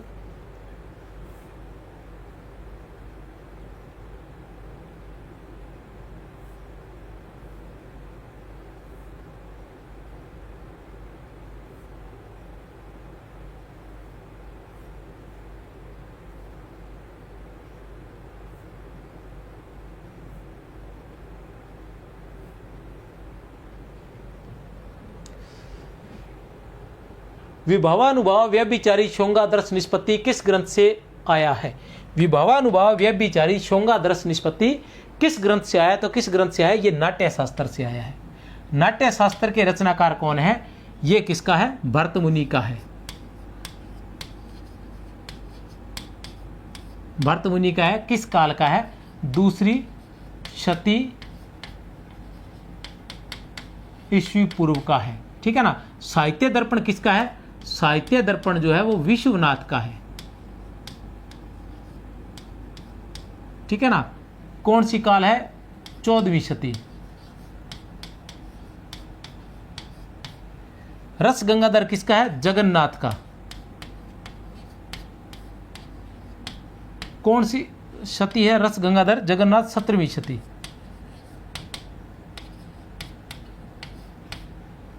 दस रूपक किसका है? धनंजय का। सती दिमाग से निकल गया। 10 रूपक जो है वो धनंजय की रचना है। तो ये थे। अब ये और अच्छे प्रश्न है।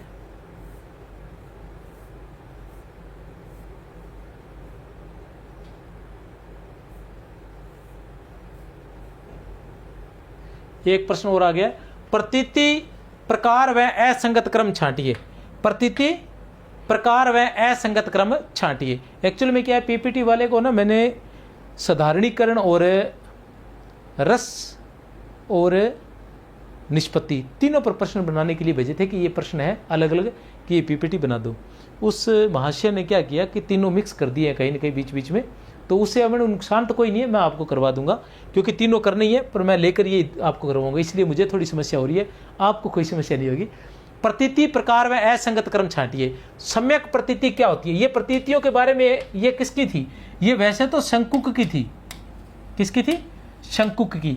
लेकिन शंकुक की इनकी जो व्याख्या की थी वो मम्मट ने की थी। किसने की थी? मम्मट ने। शंकुक कौन सी शती के थे? शंकुक 9वीं शती के थे, ठीक है ना। और मम्मट कौन सी शती के थे? वो 11वीं शती के थे, बाद में आए थे, इसलिए उन्होंने इसकी व्याख्या की थी। सम्यक प्रतीति, राम को राम समझना सम्यक प्रतीति है, ये तो बिल्कुल सही है। संशयात्मक प्रतीति, राम है या नहीं, बिल्कुल सही है। संशयात्मक प्रतीति में क्या होता है? राम है या नहीं है। मिथ्या प्रतीति में क्या हो? राम को श्याम समझना, बिल्कुल सही है ये तो। सादृश्य प्रतीति, राम जैसा समझना, ये भी सही है।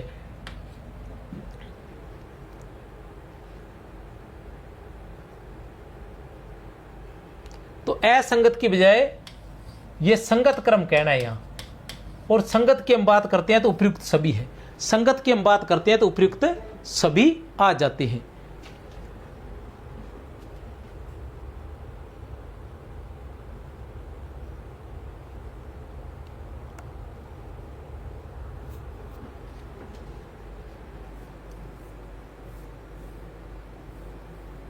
निष्पत्ति का अर्थ है, बिल्कुल अलग आ गया प्रश्न। निष्पत्ति का अर्थ है, निष्पत्ति का अर्थ क्या है?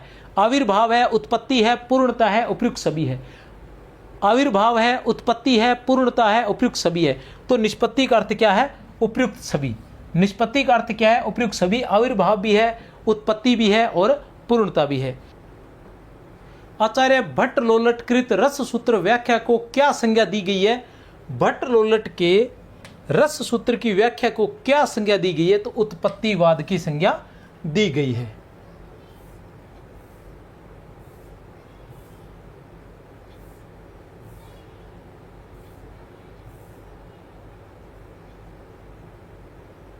आचार्य भट्ट लोलट ने निष्पत्ति का अर्थ क्या माना है? आचार्य भट्ट लोलट ने निष्पत्ति का अर्थ क्या माना है? तो निष्पत्ति का अर्थ क्या माना है? किसने? भट्ट लोलट ने अनुमिति माना है। तो अनुमिति किसने माना है?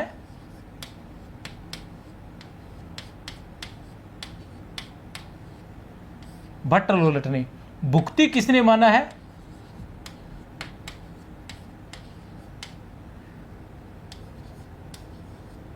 भट्ट नायक ने। अभिव्यक्ति किसने माना है? अभिव्यक्ति किसने माना है? अभिनव गुप्त ने।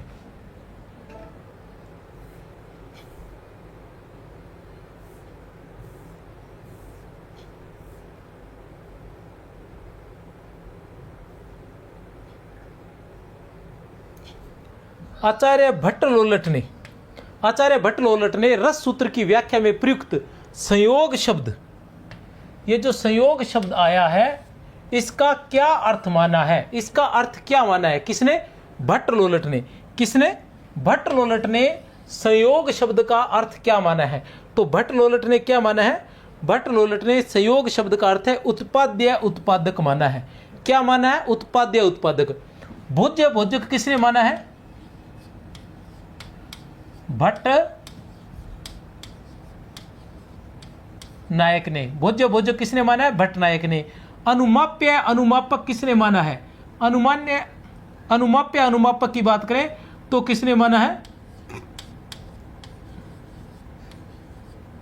शंकुक ने। व्यंग्य व्यंजक किसने माना है? अभिनव गुप्त ने। किसके है ये? संयोग की, ठीक है ना। संयोग का शब्द का अर्थ, संयोग शब्द का अर्थ इधर साथ साथ में एक बार और आपको याद करवा दूं, निष्पत्ति शब्द का अर्थ किसका? निष्पत्ति शब्द का अर्थ, अच्छा ये तो बता ही चुका हूं चलो यहाँ एक और बन जाएगा तो भट्ट नायक ने निष्पत्ति शब्द का अर्थ क्या माना है? भट्ट नायक ने निष्पत्ति शब्द का अर्थ क्या माना है? भट्ट नायक ने माना है उत्पत्ति। अच्छा, भट्ट नायक है क्या? भट्ट नायक ने भुक्ति माना है। निष्पत्ति शब्द का अर्थ भुक्ति माना है, क्योंकि इनका भुक्तिवाद था, ठीक है ना। और शंकुक ने क्या माना है? शंकुक ने निष्पत्ति का अर्थ माना है अनुमिति। अभिनव गुप्त ने क्या माना है? अभिव्यक्ति, ठीक है ना। और भट्ट लोलट ने क्या माना है? भट्ट लोलट ने माना है उत्पाद्य, सॉरी उत्पत्ति। भट्ट लोलट ने क्या माना है? उत्पत्ति। ये चीजें ध्यान रखना, जैसे मेरे दिमाग ऐसे जैसे मैंने बोल दिया ना उत्पाद्य, कई बार ये गलती आप लोगों से भी हो सकती है, तो मैंने तो सुधार लिया, आप लोगों के पास सुधारने के लिए मौका नहीं होता, क्योंकि वो हमारा सीट होती है।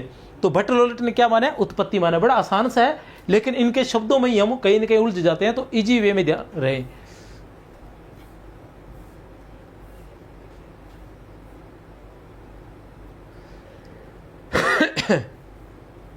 आचार्य शंकुक की रस सूत्र व्याख्या का आधारभूत दर्शन क्या है? आचार्य शंकुक की रस सूत्र व्याख्या का आधारभूत दर्शन क्या है? एक नंबर रहेगा आचार्य शंकुक की। तो शंकुक का क्या था? शंकुक का था मीमांसा दर्शन। शंकुक का मीमांसा दर्शन था। न्याय दर्शन शंकुक का, ठीक, सॉरी शंकुक का, देखो बार बार गलती हो रही है। शंकुक का क्या था? न्याय दर्शन था। मीमांसा किसका था? भट्ट लोलट का।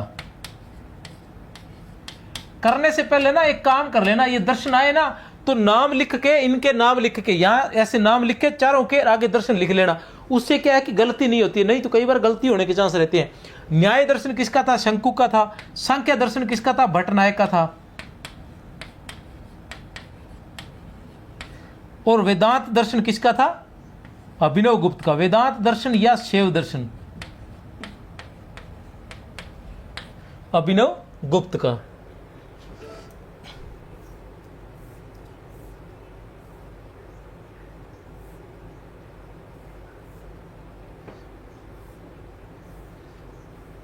अभिनव भारती और ध्वन्यालोकलोचन के रचयिता है। अभिनव भारती और ध्वन्यालोकलोचन के रचयिता है। कौन है अभिनव भारती और ध्वन्यालोकलोचन के रचयिता? तो अभिनव गुप्त है, आचार्य अभिनव गुप्त है। कौन है? आचार्य अभिनव गुप्त। दंडी की कौन सी रचना थी? दंडी की रचना थी काव्या दर्श, ठीक है ना। आचार्य विश्वनाथ की रचना कौन सी थी? विश्वनाथ की रचना थी साहित्य दर्पण।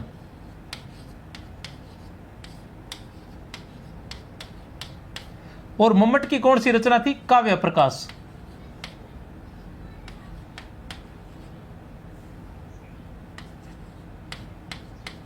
काव्य प्रकाश याद रख लेना। काव्य प्रकाश और काव्य आदर्श दैस है, इसमें दंडी में दय का प्रयोग है, इसमें भी दय का प्रयोग है।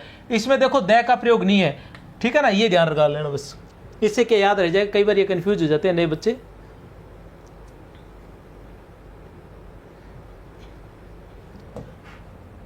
महत्वपूर्ण बात है, देख ले एक बार। आचार्य भट्ट लोलट भरत मुनि के रस सूत्र में प्रथम व्याख्याकार माने जाते हैं। कौन? आचार्य भट्ट लोलट जो है वो भरत मुनि के रस सूत्र। क्या है भरत मुनि का रस सूत्र? विभावानुभाव व्यभिचारी शोंगादरस निष्पत्ति, ये रस सूत्र है कि प्रथम व्याख्याकार माने जाते हैं। भट्ट लोलट जो है वो प्रथम व्याख्याकार माने जाते हैं। इनका वर्तमान में कोई ग्रंथ उपलब्ध नहीं है, इनका कोई भी ग्रंथ उपलब्ध नहीं है। इनके रस सूत्र की जो व्याख्या है, इन्होंने रस सूत्र की जो व्याख्या की थी, किसने? भट्ट लोलट ने। कि जानकारी हमें किस ग्रंथ से उपलब्ध होती है, इसकी जानकारी हमें किस ग्रंथ से उपलब्ध होती है? अभिनव भारती से, ध्वन्यालोकलोचन से, काव्य प्रकाश से, उपयुक्त सभी से। तो किससे प्राप्त होती है? उपयुक्त सभी से। इसकी जानकारी जो है ना भट्ट लोलट का, इसकी जानकारी किससे प्राप्त होती है? हमें अभिनव भारती से भी होती है, ध्वन्यालोकलोचन से भी होती है, काव्य प्रकाश से भी होती है। अभिनव भारती और ध्वन्यालोकलोचन के तो रचनाकार कौन थे? अभिनव भारती। अभिनव गुप्त है क्या? ठीक है ना। अभिनव गुप्त का अभिनव भारती और ध्वन्यालोकलोचन दोनों अभिनव गुप्त के। और काव्य प्रकाश है, ये किसकी है? मम्मट की है।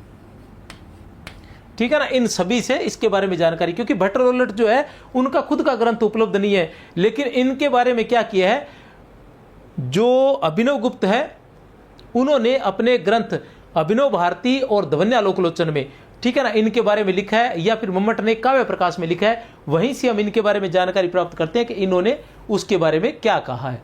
ठीक है, आचार्य भर्तमुनि के रस सूत्र के तीसरे व्याख्याकार कौन माने जाते हैं? भट्ट नायक माने जाते हैं। तीसरे व्याख्याकार जो है वो भट्ट नायक माने जाते हैं। किस आचार्य ने रस निष्पत्ति के लिए, किस आचार्य ने रस निष्पत्ति के लिए अभिधा, भावकत्व तथा बोजकत्व शब्द शक्ति का प्रयोग किया है? किस आचार्य ने रस निष्पत्ति के लिए अभिधा, भावकत्व तथा बोजकत्व शब्द शक्ति का प्रयोग किया है? किसने किया? किस आचार्य ने रस निष्पत्ति के लिए अभिधा, भावकत्व तथा बोजकत्व शब्द शक्ति का प्रयोग किया है? किसने किया है? तो ये किया है, देखो सीधी सी बात है, अभिधा, भावकत्व तथा बोजकत्व। अब बोजकत्व का नाम आते ही हमें याद आना चाहिए भुक्तिवाद या भोगवाद, और भुक्तिवाद भोगवाद किसका था? वो था भट्ट नायक का। तो उत्तर हमारा है भट्ट नायक, उत्तर हमारा है भट्ट नायक है।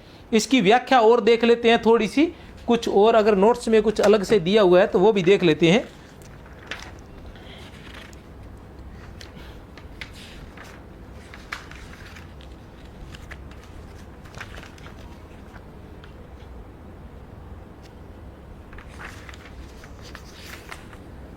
अभिधा है और क्या है?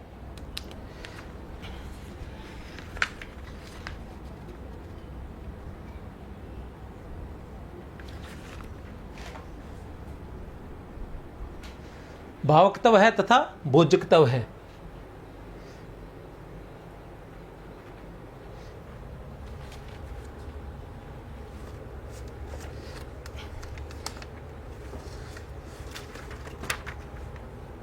अभिधा काव्यार्थ का ग्रहण।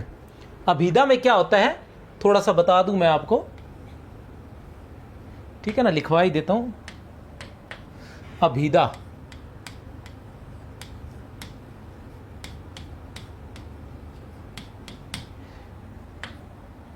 ये किसने माने? भट्ट नायक ने। काव्यार्थ का ग्रहण होता है इसमें। कहने से तात्पर्य है काव्य का केवल अर्थ ग्रहण किया जाता है। तो जब तक अर्थ ग्रहण नहीं होगा तो रस की अनुभूति तो होगी ही कहां? पहले अर्थ ही नहीं आएगा तो रस की अनुभूति कहां हो? कहने से तात्पर्य है कि हम कोई चीज पढ़ रहे हैं, वो हमें पता ही नहीं चल रहा कि है क्या, उसका अर्थ ही नहीं आ रहा। अब तमिल बस मान लो संस्कृत में लिखी हुई कोई चीज है, ठीक है ना, और हमें उसका अर्थ नहीं आ रहा, तो हम उसका भाव कैसे ग्रहण कर पाएंगे? हमें अनुभूति कैसे होगी? ठीक है ना, इंग्लिश में लिखा हुआ है, हमें नहीं आता पढ़ना, तो फिर कैसे? तमिल में लिखा हुआ है, तेलुगु में लिखा, कन्नड़ में लिखा हुआ है, हमें पढ़ना ही नहीं आता, तो हम भाव को कैसे अनुभव कर पाएंगे? तो ये है कि अभिधा में क्या रहता है, केवल काव्यार्थ का, काव्य का जो अर्थ है उसका ग्रहण किया जाता है। दूसरा है भावकत्व।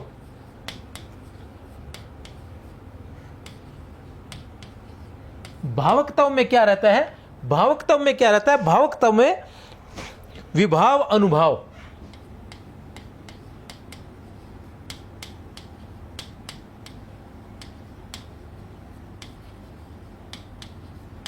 विभाव अनुभाव रहते हैं। विभाव अनुभाव से तात्पर्य भावकत्व जो है उसके अंदर भाव का ज्ञान होना, और भाव कहां से होता है? वो होता है विभाव और अनुभाव से। विभाव में क्या आते हैं? विभाव में वो चारों भाव आते हैं। विभाव में क्या आते हैं? वो चारों भाव। विभाव में आलंबन और आश्रय आते हैं, सॉरी, विभाव में आलंबन और आश्रय आते हैं। अनुभाव में वो चारों भाव आते हैं, कायिक, वाचिक, सात्विक और आहार्य। ठीक है ना। फिर आता है 3 नंबर पर भोजकत्व।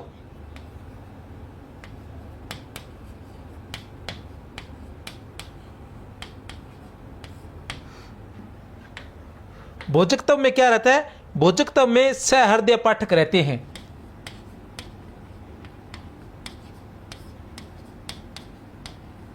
सहृदय पाठक मतलब जो इसका भोजन करते हैं, कहने का मतलब जो रस का आनंद लेते हैं। तो भट्ट नायक के अनुसार रस का आनंद लेने वाला कौन होता है?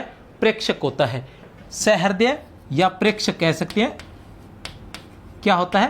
प्रेक्षक। ठीक है ना। एक बात और ध्यान रख लेना कि अगर नाम आए, ये इसी से संबंधित है, ध्यान रख लेना, बहुत ही महत्वपूर्ण है, भूल जाते हैं। वो क्या बात है, वो ये है कि अगर नाम आए भट्टलोलट का,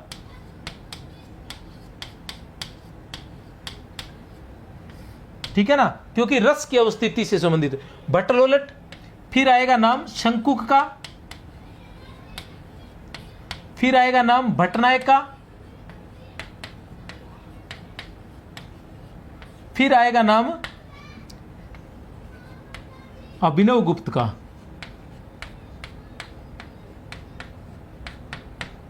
ठीक है ना, तो अगर भट्टलोलट का नाम आए तो लिख देना अनुकार्य, अर्थात मूल पात्र राम आदि, ठीक है ना। और शंकुक का नाम आए तो लिख देना अनुकर्ता नट आदि। भट्टनायक का नाम आए तो लिख देना प्रेक्षक या पाठक आदि। और अभिनव गुप्त का नाम आए तो लिख देना सहृदय या सामाजिक,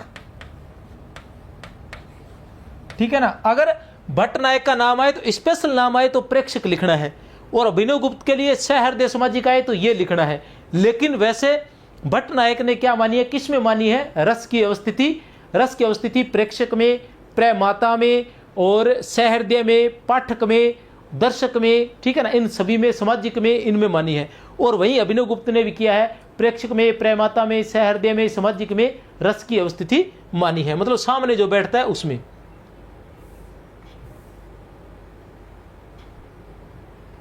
अनुमान से रस अनुभूति, अनुमान से रस अनुभूति संभव नहीं है, ठीक है ना। अनुमान से किसने किया था, अनुमान से, अनुमान की बात किसने की थी, शंकुक ने। लेकिन यहां कोई बंदा यह कह रहा है कि अनुमान से रस की अनुभूति संभव नहीं है। धुएं को दूर से देखकर अग्नि का अनुमान किया जा सकता है, धुएं को दूर से देखकर अग्नि का अनुमान तो किया जा सकता है, लेकिन धुएं की गर्मी नहीं महसूस हो सकती। उसी प्रकार चित्र के घोड़े को मान लेने पर भी उस पर सवारी नहीं हो सकती। विचित्र के घोड़े को घोड़ा मान लेने पर भी, ये शंकुक का जो अनुमितिवाद था या चित्र तुरंग जो न्याय था उसके विरोध में लिखा गया। किसने लिखा है वो बताना है। मिष्ठान का चित्र देख लेने से उसका स्वाद नहीं मिल सकता। इसके अतिरिक्त बहुत से आलंबन ऐसे भी होते हैं जिनके प्रति हमारा भाव पवित्र होता है, जैसे राम, सीता आदि। उनकी रति भावना आदि का अनुमान करके उसका अनुभव कैसे किया जा सकता है। उपयुक्त कथन द्वारा शंकुक के मत का खंडन किसने किया था। इस मत के द्वारा खंडन जो है वो किसने किया था, ये डॉक्टर गणपति चंद्र गुप्त से लिया गया है प्रश्न। तो किसने किया था, ये किया था आचार्य भट्टतोत ने। किसने विरोध किया था, आचार्य भट्टतोत ने विरोध किया था। उसने कहा था कि भी चित्र को देखकर हम घोड़े के चित्र का देखकर घोड़े का अनुमान तो कर सकते हैं, लेकिन उसकी सवारी नहीं कर सकते, इसलिए उस आनंद की प्राप्ति नहीं हो सकती। उसी तरह से हम मिठाई को देखकर मिठाई के बारे में जान तो सकते हैं, लेकिन स्वाद नहीं प्राप्त कर सकते, ठीक है ना। धुएं को देखकर अग्नि का अनुमान तो कर सकते हैं, लेकिन धुएं की तपन नहीं मिल सकती। और उसी तरह से कुछ ये भी होता है कि कुछ हमारे लिए पूजनीय होते हैं, तो उनमें हम उसी तरह से रस आदि की अनुभूति नहीं कर सकते। जैसे राम सीता के रति आदि के जो भाव है, हम वहां तक नहीं पहुंच सकते हैं।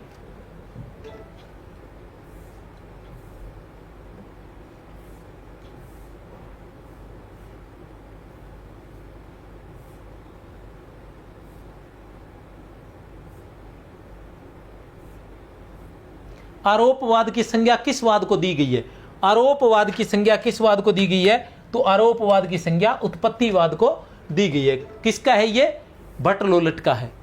यद्यपि विद्वानों ने भट्टलोलट के मत को उत्पत्तिवाद नाम दिया है। यद्यपि विद्वानों ने भट्टलोलट के मत को उत्पत्तिवाद का नाम दिया है, किंतु हमारे विचार से यह नाम भ्रामक है। अर्थात भट्टलोलट के उत्पत्तिवाद को भ्रामक किसने माना है, भट्टलोलट के मत उत्पत्तिवाद को भ्रामक किसने माना है, क्योंकि आचार्य भट्टलोलट ने केवल उत्पत्ति की प्रक्रिया को अपितु न केवल भट्टलोलट ने न केवल उत्पत्ति की प्रक्रिया को अपितु पुष्टि और प्रतीति की प्रक्रिया को भी मान्यता प्रदान की है। उपयुक्त कथन किस आचार्य का है? तो किस आचार्य का है? डॉक्टर गणपति चंद्र गुप्त का है। किसका है? डॉक्टर गणपति चंद्र गुप्त का है।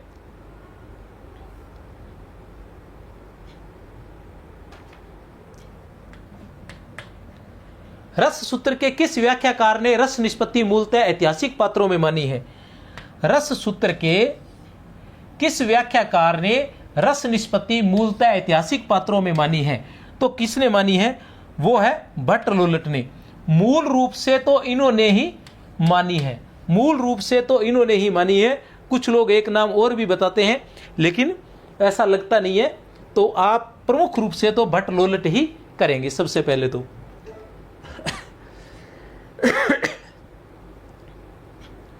क्योंकि ऐतिहासिक का मतलब दूसरे कौन हो सकते हैं? दूसरे ज्यादा ज्यादा शंकुक हो सकता है, आचार्य भट्टलोलट हो सकते हैं, या दूसरे ज्यादा ज्यादा थोड़ा बहुत शंकुक हो सकते हैं। क्योंकि अभिनव गुप्त ने तो किसमें मानी है? सहृदय पाठक में। जो पाठक है वो ऐतिहासिक नहीं हो सकते, इसलिए वो तो हो ही नहीं सकते किसी भी कंडीशन में। सहृदय पाठक जो है वो तो किसी कंडीशन में नहीं हो सकता, ठीक है ना। आचार्य विश्वनाथ ने इससे संबंधित कोई मत रखा ही नहीं है। अब पीछे बचते हैं शंकुक और रहते हैं दूसरे भट्टनायक है। तो भट्टनायक ने भी सहृदय सामाजिक में मानी है, ठीक है ना, प्रेक्षक में मानी है, तो वो भी नहीं हो सकते। क्योंकि प्रेक्षक या सहृदय सामाजिक वो तो हमेशा उपस्थित रहते हैं, वो ऐतिहासिक नहीं हो सकती।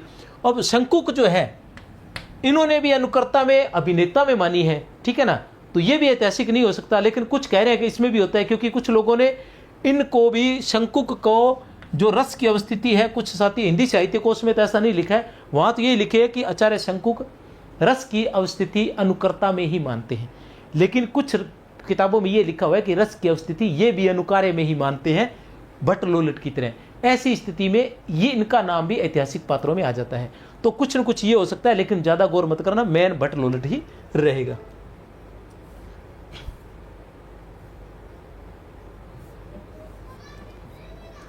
तो ये थे हमारे रस निष्पत्ति के प्रश्न। इसके बाद हमारे साधारणीकरण के रहेंगे। कोशिश करूंगा कुछ ट्रिकें वगैरह ला के आपका आसान कर दूं काम। अगर चैनल को सब्सक्राइब नहीं किया तो सब्सक्राइब कर लेना, शेयर अवश्य किया करो बीच बीच में थोड़ा सा टाइम निकाल के। तो मेरी तरफ से आप सभी को बहुत बहुत शुभकामनाएं। जय हिंद, जय भारत।